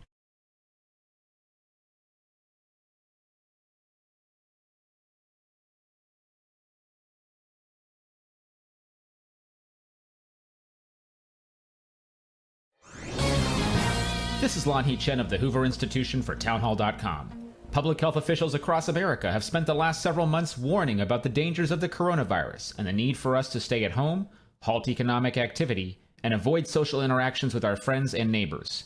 We are now reopening our economy in many parts of the country, but these same public health officials have compromised their own credibility as we do so. On the one hand, they've urged caution and a slow return to work, school, and faith gatherings. They've criticized those who oppose the stay-at-home orders. But at the same time, these officials have been broadly supportive of the large protests on America's streets in the last few weeks. Public health officials should be helping us understand the comparative risks of activities, not endorsing the causes they like while prohibiting the ones they don't. Their hypocrisy is costly indeed. They have impacted our ability to address future health crises. I'm Lanhee Chen. ADF, fighting for those whose liberties are being violated. Attention business owners. As America gets back to work, will customers know you're there? With little warning, the coronavirus attacked our nation and our well-being in ways we never anticipated. The tragic loss of life, unprecedented economic upheaval, and a shattered sense of security has left many individuals and businesses in shambles. While the aftershocks could be felt for months to come, they may not have to. There is hope for an extraordinary turnaround of your bottom line. But will you be prepared for America's grand reopening? All signs point to the biggest business opportunity of our lifetime, coming as early as this summer. A recent survey of local advertisers shows a 10-point jump in the number of local advertisers who plan to maintain or increase their spending. 1 in 4 businesses expect to spend more in advertising by the end of June, and more than half expect to restart or surge their spending by this summer. As the numbers forecast increased spending from advertisers across the country, will your message be seen and heard? Will your business benefit from the pent-up consumer demand? Salem Surround is prepared to help you deliver the right advertising message to reach all potential customers wherever they are. Your business can be ready for a post-COVID-19 economy, but the time to act is now. Be at the front of the line as our economy begins to fire on all cylinders once again. For a free assessment of your marketing message and strategy, visit salemsurround.com or contact your local media strategist today.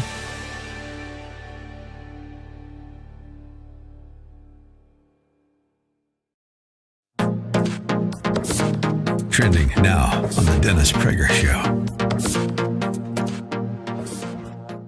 You learn a lot on a construction site. You really learn everything you need to know on a construction site. It's all there. And when you go through that and you see how that works physically, it's helpful. It gives you a sort of clarity.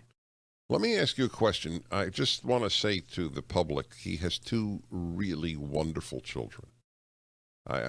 They are kind, mature, well-mannered. They're really wonderful kids. Are they being affected? Forget the COVID lockdown. Are they being affected by the rioting and the turbulence? Well, they're being affected. They're not being affected by what's going on in the streets, but they're definitely being affected by the political climate. They graduated the 8th grade. They have to put their statement, a song lyric or a cliche or string some words together under their picture. My son is a little bit of a rebel, and he announced at the table he was going to put "Make America Great Again" under his picture. My daughter said, "No, you're not, because you won't be able to show up at school on the 9th grade. I don't want to be chased around with a stick for my entire high school career." Think about that. You're doing such a good job. Folks, he's terrific. Watch us in No Safe Spaces and get his book. I'm Your Emotional Support Animal. Adam Carolla, even though you're a lefty, we have a lot in common. Keep up with what's trending now on The Mike Gallagher Show.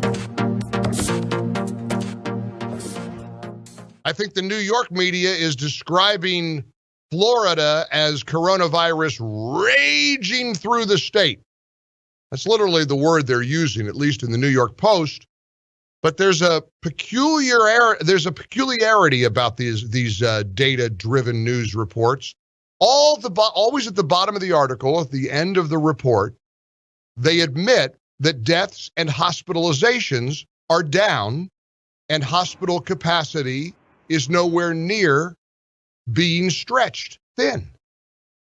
I don't understand it any more than I can make sense of a guy like Anthony Fauci, who told us that masks don't work and they're not effective and you shouldn't go around wearing a mask.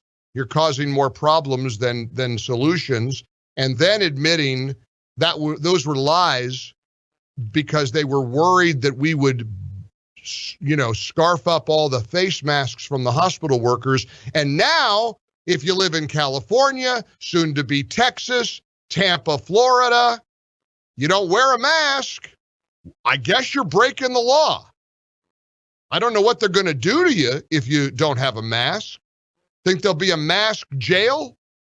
Will there be a prison for people who refuse to wear a mask? I'm serious. They're going to lock people up? You're just going to give you a fine? You're going to pay a fine if you refuse to wear a mask? I saw a conservative activist got kicked off a flight. He was trying to get to Tulsa on an airplane. They kicked him off the plane. I believe it was American Airlines. Keep up with what's trending. Subscribe on YouTube today. Hello, this is Rob. Hey, Dwayne, doing well. Are we doing just audio or do you want me on video? Trending now on the Eric Metaxas Show.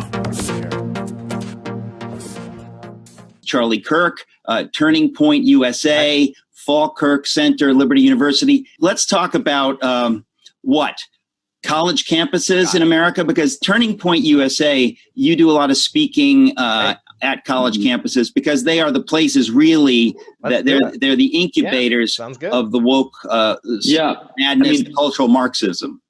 So I want everyone to watch the news very carefully the next 6 months. When you see outward radicalism, hatred of our country, statements by Joe Biden or by leading Democrats that make your skin crawl, I want everyone listening to this to take a step back and ask, where did this come from?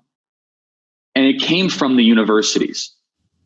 These ideas were given merit and basis through higher education and college campuses, through an intelligentsia of left-wing Marxist radicals that have been given undeserved credibility for absolute garbage, foolish ideas. For everyone listening to this, if you are worried about this, the continual decline of America into chaos or into anarchy or as America's continue to trend, I want you to ask yourself the question, am I actually supporting it without even realizing it? Because I know a lot of your listeners, Eric, they say, oh, no, I don't support the downfall of America. I'm very careful where I shop and what I do and where I go to church.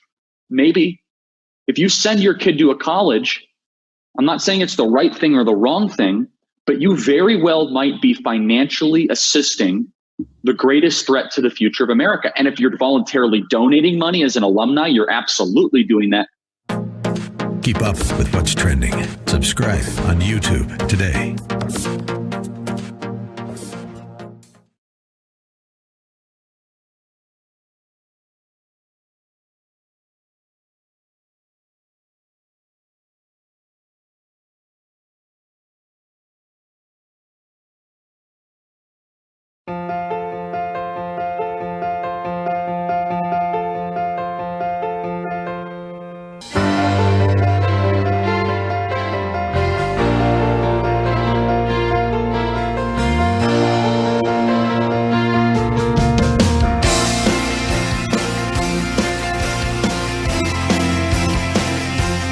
Morning glory, America. Bonjour. Hi, candidate Hugh Hewitt. It is time for the Heritage Hour. HughForHeritage.com for all things heritage. I always begin my third hour on Tuesday with Rob Bluey, the Vice President for Comms over at the Heritage Foundation, also Executive Editor of the Daily Signal. I believe he was in Lafayette Park last night trying to tear down Andrew Jackson. Is that right, Rob Bluey? Wow, that was amazing to watch, Hugh, and I'm so glad that the police rushed in and did what they could to put an end to it. I can't believe right outside of the White House we were seeing that take place. No, I was not there, but certainly it was something that I think all Americans need to pay attention to. I saw the video of the guy yelling at the African-American cop, and I could have sworn that was you, Rob. Are you sure you weren't there? No, I wasn't, Hugh, but we've got plenty of coverage of it at the Daily Signal today. My colleagues Jarrett Stetman and Fred Lucas have looked into what exactly we can do about this. I think that the American people are frustrated. They're not seeing more arrests for the people who are vandalizing this property, these statues. I know that your last guest, Tom Cotton, talked about some laws that the federal officials could put into place, and I think it's time that we start to do that. The American people are getting fed up with the lack of action. Let's go from lighthearted to serious, and we'll put aside the fact I do think they had terrible towels with them and that they were Steelers fans. But let's go to the serious. Black Lives Matter is two things. It is a movement that I believe is incorporated and has 501c3 status. That is an organization with a manifesto, and then it is a slogan. I don't want to talk about the slogan because the slogan means a lot of different things to different people, some of which I can agree with. But the organization has a manifesto, and the Heritage Foundation has studied the manifesto. What does the organization believe, Rob Bluey? Well, it is an organization with Marxist-type beliefs, radical beliefs that would fundamentally transform our country from the founding principles that we believe in to a radically different place. And I think that it's unfortunate that some of these companies have just so quickly decided to make these large donations, millions of dollars in some cases, without fully vetting and understanding what the mission and aims of the national organization is. Now, granted, Hugh, I understand that there are splinter groups. I mean, we saw this with the women's movement, remember? The Women's March. I mean, you had all sorts of different entities that were involved with that. And eventually, through some reporting that we did at the Daily and what their aims were. And so eventually the Women's March collapsed, I believe, because of attachment to it of very marginally hard left groups. Black Lives Matter, though, as an organization, again, not the slogan or not the standard, but the organization. You say it is Marxist. How do you get to that conclusion, Rob Bluey? Oops. Go to any of the people who are leading the organization and look at their social media posts, look at the things that they are calling to happen. It is disgraceful, I think, for their attacks on law enforcement and police. You saw yesterday Sean King, one of the most prominent members, say that we needed to remove all white images of Jesus from our churches. So now they're going after our religious institutions and those who believe in faith. And overthrow of our government. So your Scott cuts in and out, Rob. I think it's because you get excited and move. Sean King is what position in Black Lives Matter? Hugh, I don't know his particular title, but he is one of the most prominent and followed people with the organization. He's somebody who is certainly driving those followers in a certain direction. That's for sure. So he went all Lutheran on us, and he wants all images out of the churches. This was unbelievable. Lots of reporting in the last 24 hours on this, Hugh.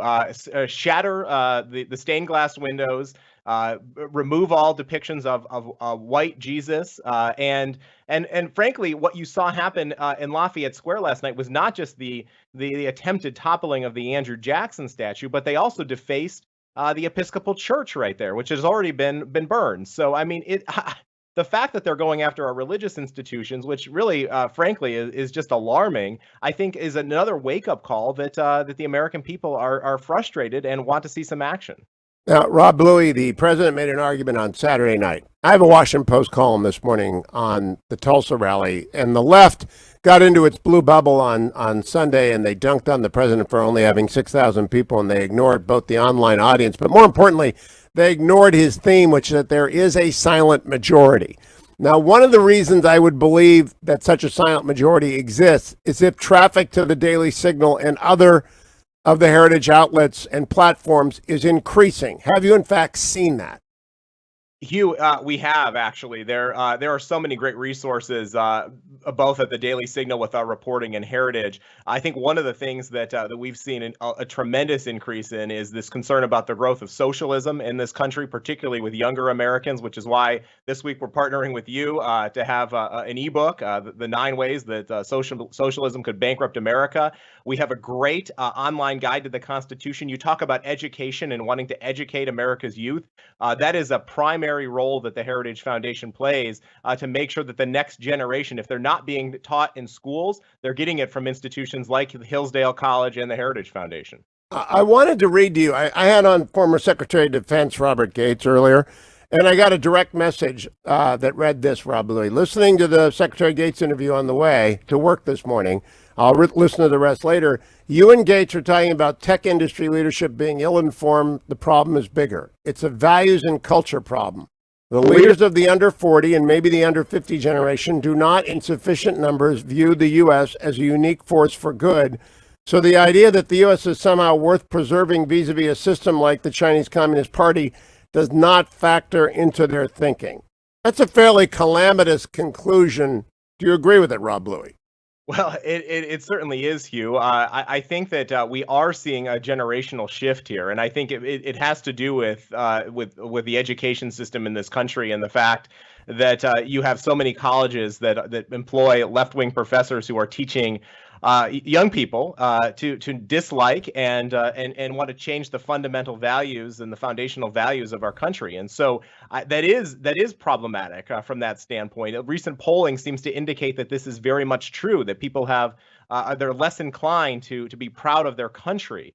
And you even see this when there's a comparison between socialism and capitalism, and the fact that socialism sometimes has higher polling numbers, particularly among young people in the younger generation. So, Hugh, I think we need to fight back against this. We can't stand still. Now it's a battle for the future of America, and we need to be those conservatives who are standing at the guard to protect it. Need to step up and have our reinforcements and make sure that we do everything that we can to ensure that our next generation, our kids, are going to be in a position where they can carry forward the great traditions that we've had of the past. Robert Bluey is the Director of Communications at the Heritage Foundation. If you go to hughforheritage.com, you can get the ebook on socialism and how to combat it. Rob Bluey, though, I want to talk a little bit about this generation that is coming up. I don't know how you reclaim except via politics. And so you have to win elections. And if Vice President Biden wins this election, I would expect his appointees to be significantly to the left of those that were in the Obama administration, which were significantly to the left of those that were in the Clinton administration. Do you agree with my assessment? I think that's absolutely true. If you just look at the very nature of what's going on in our country right now, there are progressives who are moving aggressively. I think today's a primary day, for instance, in many states, and there are many progressive, very hard left candidates who are running for office, and those policies will certainly be one to influence the next administration. And I think that were it to be, a Democrat in the White House, you'd have a situation where there would be enormous pressure to move in that direction, Hugh. And there's already that pressure happening on Capitol Hill. Look at the influence of people like AOC and the Squad on the Democratic leadership there. Now, Rob, but when I was your age, SDS was a memory for me. I wasn't old enough to be surrounded by it. I went to college after SDS had collapsed, but it never had the impact that the attention it garnered would have suggested. Do you think we're paying too much attention to these demonstrations, or are they overrepresented in terms of who they actually represent? Well, the demonstrations, I think, are getting the attention because we tend to know that makes for good television, right? This conflict. Yes. So Now, it's not happening in every community across the country, but certainly in some of our major cities, Hugh, it is happening.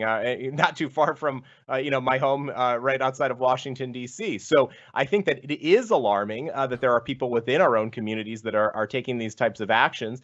But Hugh, I have to say, I went to a very liberal college, Ithaca College in upstate New York, where the politics department, the hard left was probably a socialist, and you had everything from Marxist and You cut out on us again, Rob. We'll have to hear about Ithaca College next week. And by the way, it can't possibly be as bad as, well, I won't name the school. Don't go anywhere, America. It's the Hugh Hewitt Show.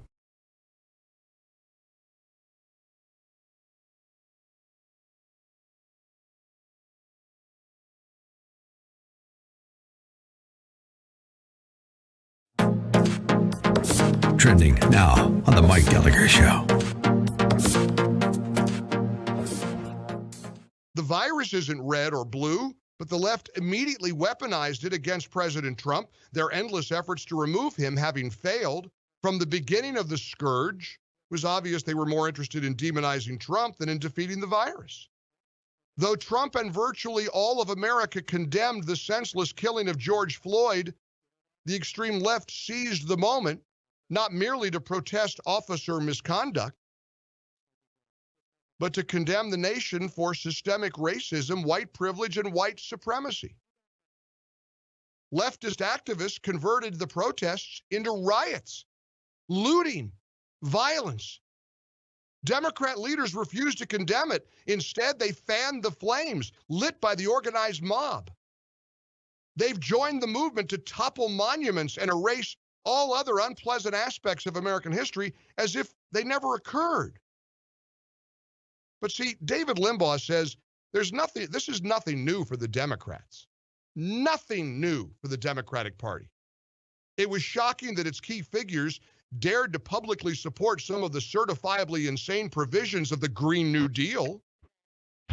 It was surreal that some of their leading presidential candidates openly supported the abolition of the U.S. Immigration and Customs Enforcement.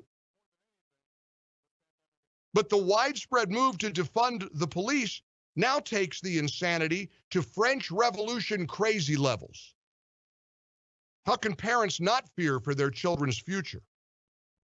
How can an entire political party give itself over to a lawless mob? How can it condone the systemic suppression of political speech by Hollywood, the corporate left, and social media giants? Keep up with what's trending. Subscribe on YouTube today.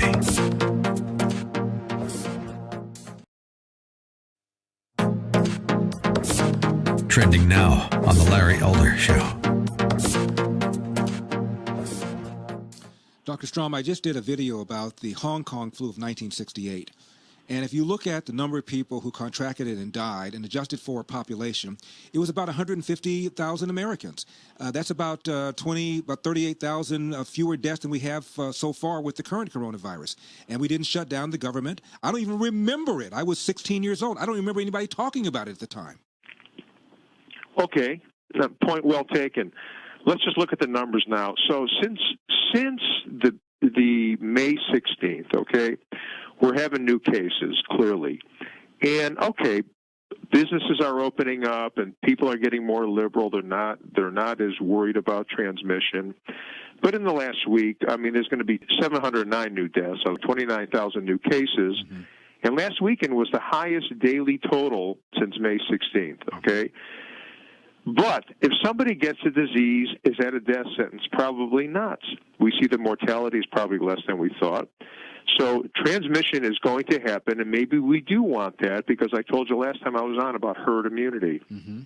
You get 50 to 70% of the population infected, people are going to become immune, and we may need that herd immunity if we don't get a vaccination within the next, year? We hope by year end. So, yes, there are new cases. Does it warrant a complete shutdown? Probably not. Keep up with what's trending. Subscribe on YouTube today. America has been doing some soul searching lately. Perhaps you noticed We're examining what's right with America and what can be made better. No other country does this kind of introspection better than us. Some of what we found we don't like and will change. Every life has the right to be treated with dignity and respect. That includes our law enforcement as well as every skin color. We've been through this before in America, and we always came out stronger. We will this time too. Our hosts will make sure of that. We are the answer.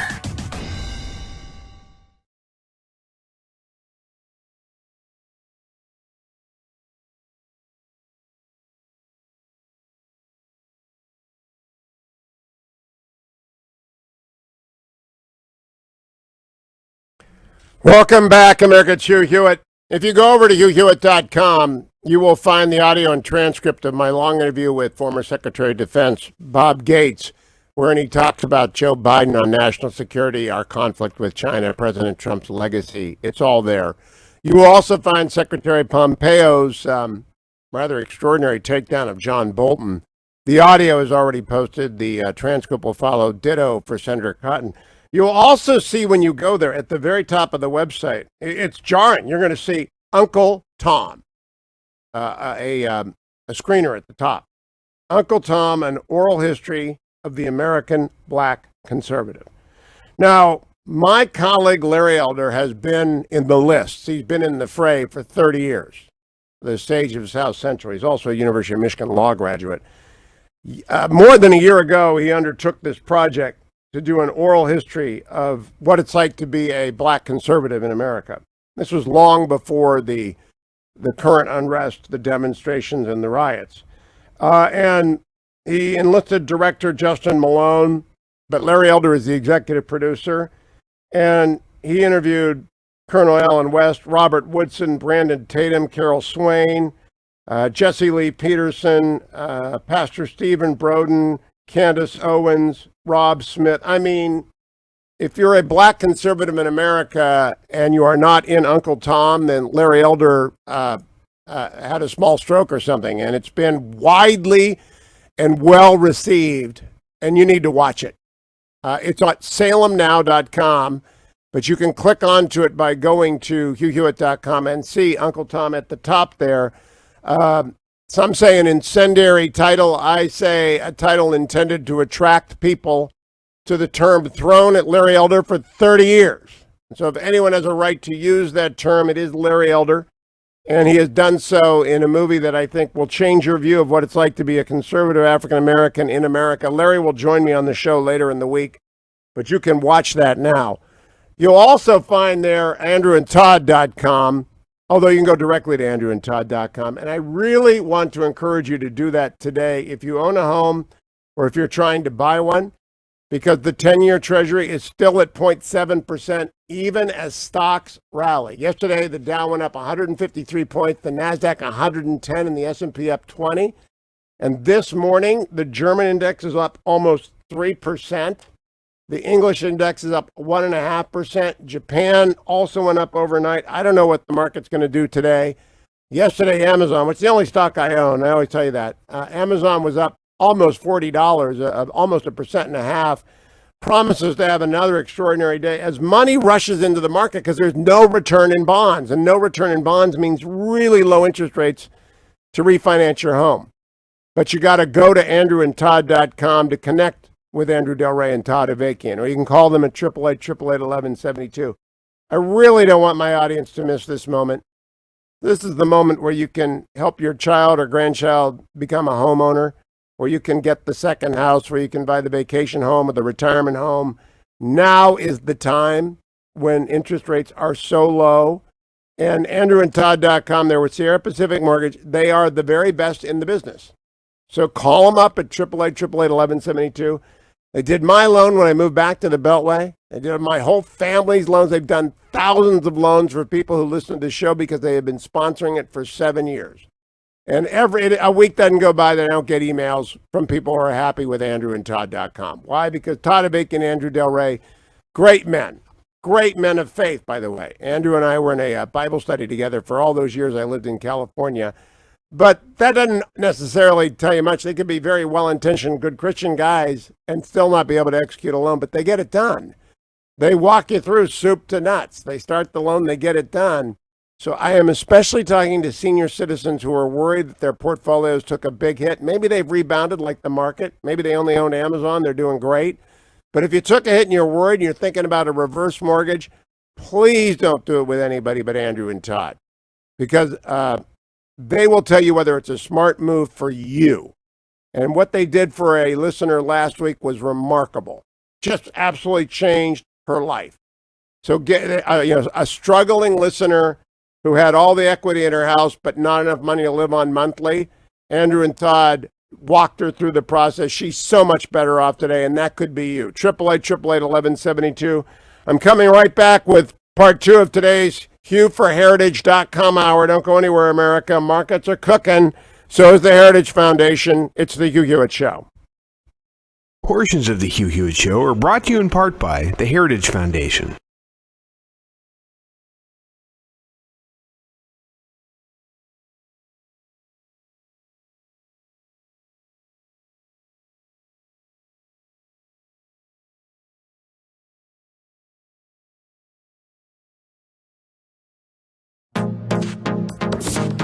Trending now on America First with Sebastian Gorka. I keep asking you the same question every week because I still don't get it. The greatest nation on God's earth, until the coronavirus, the Wu flu, the biggest economy the world had ever seen, the markets returned to where they were pre-COVID, and then there's these weird skittish moments where there's a flutter on the market and there's a sudden drop because what? 4 Apple stores are closing. Trish, what's going on? Well, yeah, Seb, people are nervous right now. There's still a lot of volatility out there because they're trying to figure out, is this for real, right? Like they want to make sure that this economic recovery is indeed for real. And when you hear about Apple stores shutting down, when you hear about states getting very nervous about reopening, they're saying to themselves, wait a second, we're not going to have a repeat of what we just went through, are we? And I think that the short answer to that is, of course, no. But nonetheless, it's how committed are American consumers going to be? How committed is corporate America in this new environment to move forward? And that's what it's going to come down to, right? Because if we start to backpedal here, if we start to say, okay, no, we're shutting everything down, if schools don't start in September, then you run the risk of another shutdown and another, economic, frankly, catastrophe, because that's what that was. They caused, this was sort of self-inflicted, an economic catastrophe. Keep up with what's trending. Subscribe on YouTube today.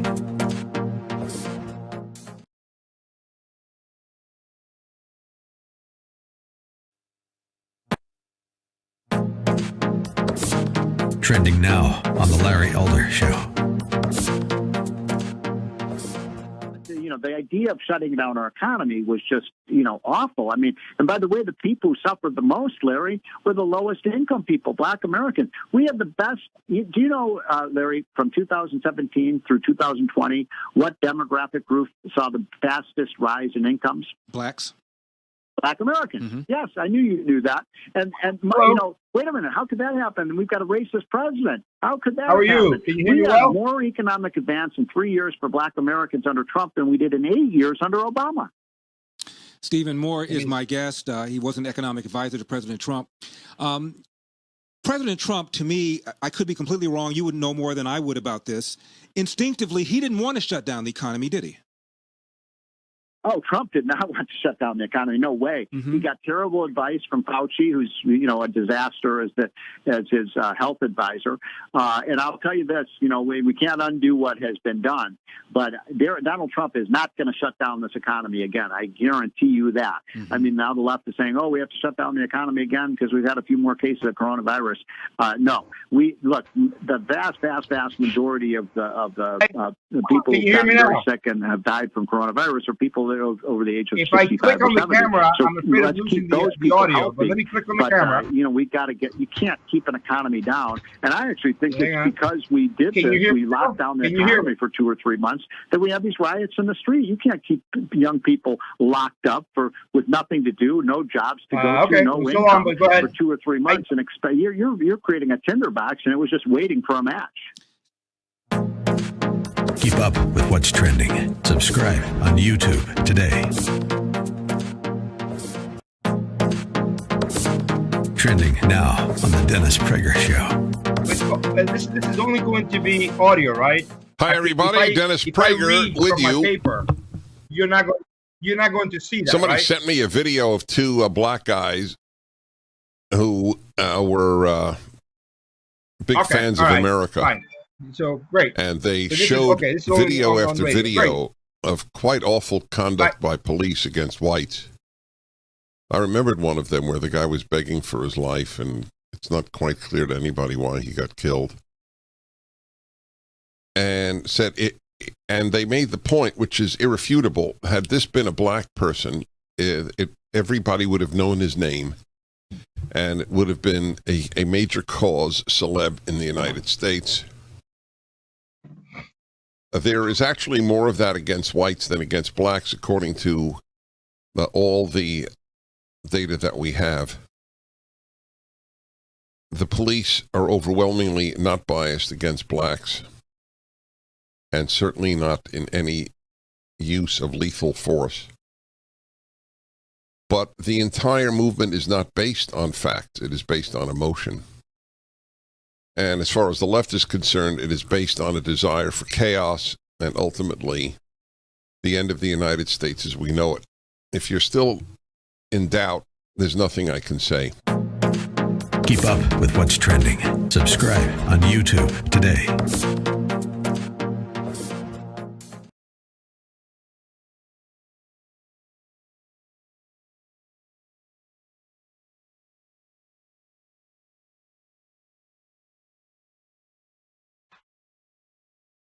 Welcome back, America. Hugh Hewitt. If you're watching on my YouTube channel right now, you'll see on Skype joining me from the Heritage Foundation, Mike Gonzalez. He's a senior fellow at the Heritage Foundation, old friend of the show as well. Mike, you working from home this morning? I don't see that Heritage thing behind you. I'm working from my study at home, Hugh. How are you? Well, it's good. Good to have you back. First thing I got to have you explain to people is why your Twitter handle is Gonzalez. Gonzalez is Gonzalez in Latin. So that's going to work really well for everyone, Mike. That's just going to roll right off of the tongue. Honest to goodness, does Rob Bluey not say to you, we're trying to work on the social media stuff. We want to kind of maybe go with Mike Gonzalez Heritage. Does that make sense to you? They have tried. And I have explained to them that the classical antecedents of the Gonzalez clan supersedes this social media needs. Okay, well, everyone can find this at heritage.com. Mike, I want to talk about your new book. I know you did not time the plot to change America to coincide with the demonstrations, riots, and unrest which has swept the country, but it is coming out next month. How timely is your title? Hugh, I'm benefiting greatly from this. If you can only do one thing, do great things or do timely things. Sometimes I wonder which one you should choose. I hope I have done both, but at least it is timely. Look, I detail in my book precisely how this replacement of the American narrative, of the American story with a counter narrative in order to introduce, socialism really in America, Marxism, a larger role for the state in America, in the lives of Americans. And Americans have always rejected this.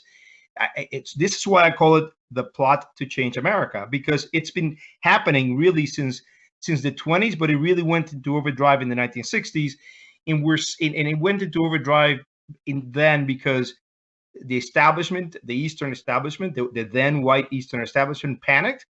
The riots, there were 700 riots between 65 and 71, lots of lives lost, hundreds of millions of dollars in property damage, and they accepted a lot of bad ideas from the ideologues. They betrayed the promise of the civil rights movement.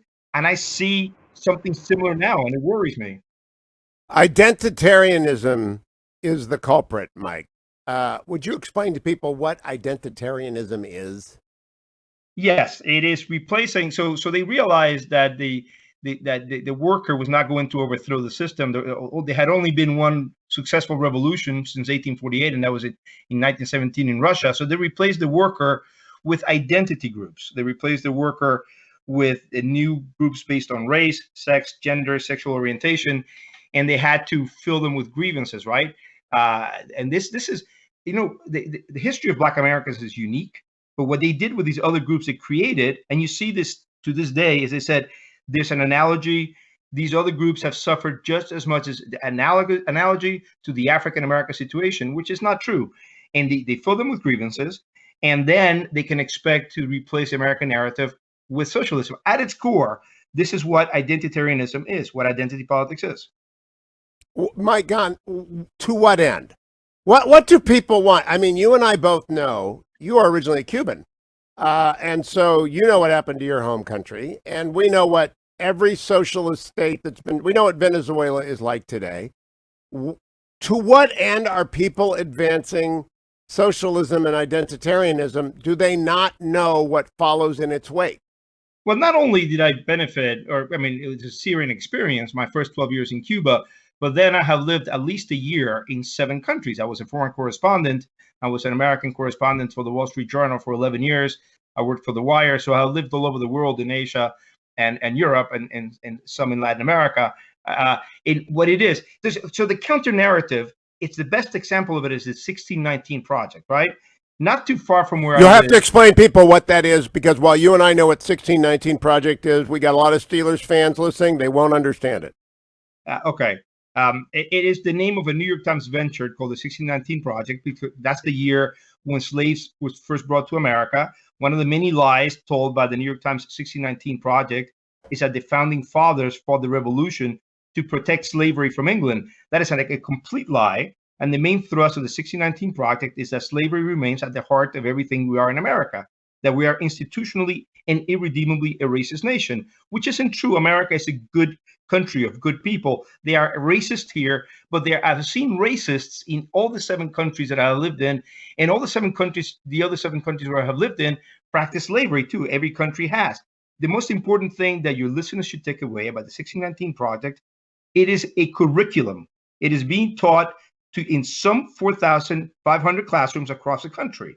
And it is replacing, so I was going to say, a statue of George Washington was toppled near me in D.C., and some vandal spray painted the number 1619 on it. That is the attempt to replace the American narrative with a counter narrative come to life. This is what I write about in my book, The Plot to Change America. In that statue of the founding father of our country, George Washington, spray painted with the number 1619, is it come to life. Mike Gonzalez, when we talk about what has happened to American education, there's a tendency to overstatement, or at least I used to think there was, because I was young when the 60s happened, and I watched from my junior high basement that the SDS burning down campuses, and it bounced off of America. Even the racial violence bounced off of America, reverted to the norm of exceptionalism and opportunity, and the Reagan years followed. Is this time different? Well, I must say that in between the Johnson, but especially the Nixon administration, accepted many bad things. They accepted many bad things, maybe, I don't know, because they were caught in the throes of Watergate or because there were some Machiavellian impulses at play. But a lot of the bad things that put in place identity politics happened in the Nixon administration, then Ford, then obviously Carter. Reagan kind of tries to put on the brake. But we continue to have the breakup of the country into these groups. The 1980 census is the first census to divide the country, to create the Hispanic identity, which is created in Washington by OMB, by the Office of Management and Budget, the Asian American pan-ethnicity. President Obama tried to create a MENA identity group, a new category in the census for people of Middle East and North Africa. But thank God that didn't come to fruition. I detail in my book how. So today, I think we need to point out the moment that we're living through.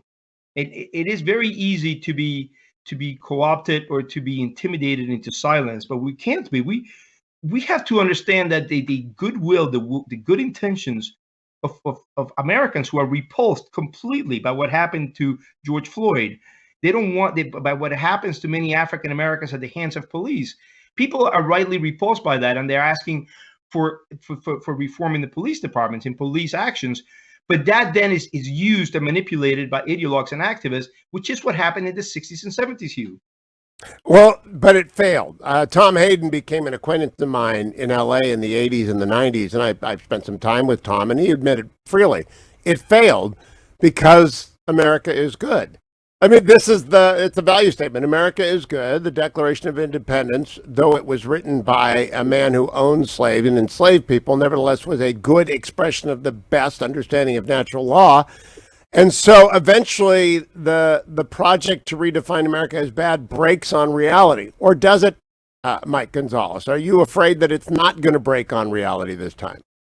Not if I can help it. And you're very right to point out that the ideals of Jefferson are then used by Lincoln and by Martin Luther King to remedy the ills that ail America. You know, Martin Luther King on the Mall in 1963 says, "I have come to redeem this check written for me by Jefferson, that all men are created equal." It is this ideal that we hew to in America, that it is, as you said, natural right, where our exceptionalism is based on the fact that we draw our legitimacy from natural right. This idea has seen us through, have saved us. I've written the plot to change America, to open people's eyes to this, and hopefully, as you say, this attempt to change America again will fail. The Plot to Change America comes out in July. Right now, though, at hughforheritage.com, there's an ebook on combating socialism, and that's available. You can download it for free over at hughforheritage.com. How does Heritage suggest socialism be defeated via an ebook, Mike Gonzalez? Look, we have to point out how capitalism, it's called a freedom, the free market system, people making decisions, free from coercion from the state. We have to point out how this has always succeeded. We always have Hong Kong. We always have a South Korea to compare to a North Korea. We always have a West Germany to compare to an East Germany. We always have a Miami to compare to the complete destruction of Havana. So we point this out, and we have to point it out again and again. By the way, you can pre-order the Plot to Change America now. It's selling rather well. But we have to point out the benefits of one system in the complete and utter universal failure that socialism has been. Now, Mike, last question. When you say the plot, immediately people say conspiracy theory. I've known you a long time. You're the opposite of conspiracy theorists. There isn't actually a cabal of people sitting around a room, although there are a lot of faculty meetings that simply repeat the talking points of the left. What do you mean by plot? There are no Thursday night meetings, but when Herbert Marcuse of the 1960s, you remember him well, sits there and writes that we have to, that liberation starts with a recognition of slavery, of the recognition of suffering. When they say this is what's going to happen, we're going to create groups and then use them, and we're going to replace the story of America with a counter narrative. And when they all read each other, and critical theory is taught now at all the universities, especially at schools of ed, there is something conspiratorial about it. But there are no Thursday night meetings. Just everybody's reading from the same textbooks. The same bad postmodernist ideas are being replayed right now, and they're being put into action. Well, I do know law school life pretty well. I've been teaching at one for 25 years, and I do know that the legal academy is pretty badly broken. But the Federalist Society sprang up to make sure that the law had a voice. Is there a similar organization springing up to renew the American classroom? 30 seconds, Mike Gonzalez. Look, at Heritage, we're trying to do the best. We're trying to come out and explain what has broken with the educational system, how we can go to heritage.org to see all the remedies and good policies we're formulating to how to fix the educational system. Mike, good to talk to you. HughForHeritage.com. Get the ebook on combating socialism and go pre-order The Plot to Change America. now. Go get it now. Don't wait another day because, you won't be able to get it because the Plot to Change America will sell out, and then you have to wait for the second printing. Thank you, Mike. Time to remind you, ReliefFactor.com. I'm hitting the highways and the byways right after the show is over. And I want you to know that ReliefFactor.com works. I want you to know that even when you're an old guy like me, I'm 64, I can still log 8, 10, 12 miles, depending on how hot the Beltway is, thanks to Karen Kirkman, Resveratrol, and Omega. And if you are just getting into shape because the quarantine gave you time to work out, gave you time to walk, and you're feeling some aches and pains, well, try ReliefFactor.com. Don't reach for the over-the-counter. Shouldn't be using those every day anyway, but you can and you should use ReliefFactor.com every day. Also remember Honor Bound Coffee. Same people that bring you ReliefFactor.com. The difference, every dollar of profit from HonorBoundCoffee.com goes to support military families. Every single dollar. So when you get your coffee from Honor Bound Coffee, you're supporting the men and women who defend you. HonorBoundCoffee.com. Coming right back for more of the Heritage Hour. Stay tuned. Portions of the Hugh Hewitt Show are brought to you in part by the Heritage Foundation. Trending now on America First with Sebastian Gorka. We used to be able to testify in court, and we were believed. Now, unless there is a video from 3 different angles... Can you get a pronunciation of Olivia's name for me? With all this talk about racism and racist cops, I've never seen people treated differently because of their race. And while I know that cowards that have never done this job will call me a racist for saying it, all I've ever seen was criminal behavior and cops trying to stop it. And they didn't give a rip what their skin color was. I've seen cops help and save any type of race, gender, or ethnicity you can think of. And while that used to mean something, no one cares anymore. I've been called every name you can think of, and many of them with racial overtones, and it's never come from cops. I've watched African-American cops take the brunt of this and even talked one rookie out of quitting after he was berated by a lot of cowards that had the same skin color as him. I've heard words I never heard before coming a cop. Uncle Tom, Cracker, Pig, and the N-word, just to name a few. I've heard them thousands of times, and never once did I see an officer retaliate. They just took it. The nasty words have now turned into rocks and bottles and gunfire. I've watched it happen to those around me, and I've seen the total destruction of their life. This job is a walking time bomb. And you can get cancelled or prosecuted on the very next call, even if you do everything right. No profession has to deal with that. Keep up with what's trending. Subscribe on YouTube today. Trending now on The Larry Elder Show. But the memory of the New Deal failure had faded just enough that younger people liked the sound of the term. And memories of more recent successes fueled Americans' current ambitions. Many men were veterans, end of quote. This confidence that we could reorient society, we could cure poverty, as you pointed out. This is what drove a lot of this stuff.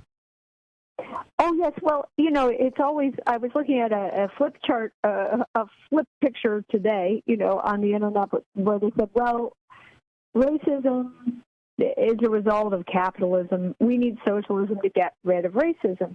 And I thought, wow, that's pretty intense, but a lot, and pretty wrong-headed, but a lot of young people believe that. The epigram of the current book, Great Society, which I hope your listeners will pick up, there's a lot of facts you may have thought about before but never seen laid out, is nothing new, it's just forgotten. And now, here we are, people are just wealthy enough, unemployment has been low just long enough that we forgot what it was like to have higher unemployment or to see companies fail or to understand that the government can't afford everything.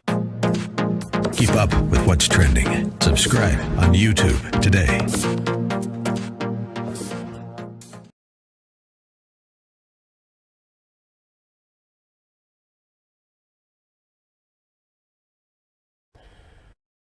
Welcome back, America. The Hugh for Heritage Hour continues. HughForHeritage.com to get all of the links. I'm joined now by Olivia Enos, the Senior Policy Analyst at the Asian Studies Center over at Heritage. Olivia, good morning. How are you?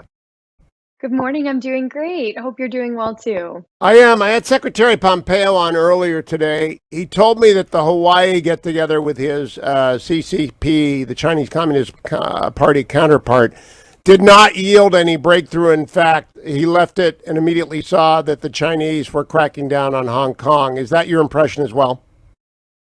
Yes, I mean, I think the situation is very dire, especially in Hong Kong, where Beijing is now considering a new national security law that poses an existential threat to the freedom of average Hong Kongers on a day-to-day basis. And we've seen Beijing just chipping away little by little, and now in really a lot more significant and larger steps to really undermine Hong Kong's one country, two systems model. And I'm afraid that we're witnessing history here as that one country, two systems model has just really crumbled. How will that manifest, Olivia, in your view, immediately and in the near term? Well, as I said, I think Beijing has really taken systematic steps to chip away at that autonomy. We've seen ways in which Beijing has interfered in Hong Kong's judiciary. We've seen how they've cracked down on protesters and how Beijing has just decided to take very swift action through this national security law. And obviously, the administration responded by saying that Hong Kong is no longer sufficiently autonomous to merit a separate status. And so I think, the big question for US policymakers is how do we make sure that we hold Beijing accountable while still making it clear that we support the freedom of the Hong Kong people? And I think that's going to be a really tricky act to carry out, but I think that it's something that we've got to be committed to because US policy in Asia has long focused on the promotion of freedom, has long focused on safeguarding human rights there, and I think that continues to need to be a priority. Now, Olivia Enos is the Senior Policy Analyst for Asian Studies Center at Heritage. All things Heritage are at heritage.org and HughForHeritage.com connects you to everything we talk about today. Olivia, Secretary of Defense Gates, former Secretary of Defense Gates, was my guest in hours 1 and 2 today. He said there are more than 200 statutes or proposed pieces of legislation cracking down on the Chinese Communist Party, kicking around Congress. What does Heritage think ought to be done? Because Heritage has always led the way in realism in foreign affairs and national security. Which law do they believe needs to pass? Well, I think that there are a lot of different policy priorities that Heritage has. And, among them, and especially in my area of work, is a focus on human rights issues. And we've seen that Congress recently passed the Uyghur Human Rights Act, which makes it so that the administration needs to actually move forward with sanctioning Chinese officials like Chen Guangguo, who we know are responsible for architecting the system that has put at least 1 million Uyghurs in political re-education facilities today, and that's a really positive step. There are also You mean the law is a positive step, Olivia, not the fact that they've put people into the camps? Yes, of course not. It's absolutely horrific that there are individuals inside of these political camps. I would say that this is arguably one of the worst human rights violations that is taking place today. But of course, China is not alone. We also see people in political prison camps inside of North Korea as well, and there's need to take action on those fronts as well. But of course, there's other areas of work to be done, including safeguarding the freedom of Hong Kong people. For example, if Beijing were to ever move toward having some sort of military intervention, we should be swift in our offering of safe haven and potentially refugee status, and that's something that is being considered on Capitol Hill today. Are there sets of sanctions that actually will deter the Chinese, Olivia? I mean, they seem to me under General Secretary Xi to be fairly indifferent to American pressure. I think that there is value in actually targeting individuals and targeting entities on human rights grounds, on national security grounds, because you up the ante, you increase the risk to those individuals for engaging in bad behavior. And I think that's why we have to think about the sanctions tools that we have today. The sanctions of today are very targeted. They're not broad-based, and they're not intended to hurt individuals. They're intended or rather to harm the Chinese people as a whole. They're intended to target individuals who are directly responsible for those human rights violations, directly responsible for national security violations. And I think that those are a valuable tool that we can use to hold the Chinese accountable. Secretary Gates agreed with me, we're in Cold War 2.0, and suggested it may even be more dangerous. 30 seconds, Olivia. Do you agree with him? I think that it's a little bit dangerous to use the language of a new Cold War. I think that this is a, certainly challenging situation, and we do need to hold the Chinese accountable, especially for the way that they've mishandled COVID, for the way that they are undermining freedom inside of Hong Kong, for the way that they target religious persons, whether they're Christian or Muslim, Falun Gong, or anyone else. And I think that there's a strong need to hold them accountable, but we don't necessarily need to view it as being within a Cold War framework in order to effectively counter them. Olivia, thank you for joining us. Everything about Heritage is available at heritage.org. Hugh for heritage.com connects you with the specific links I've mentioned today. Great to have them as a sponsor of this hour. Great to have you listening. Come back tomorrow. Thank you, Adam. Thank you, Ben. Thank you, Generalissimo. Everything is posted at hughhewitt.com.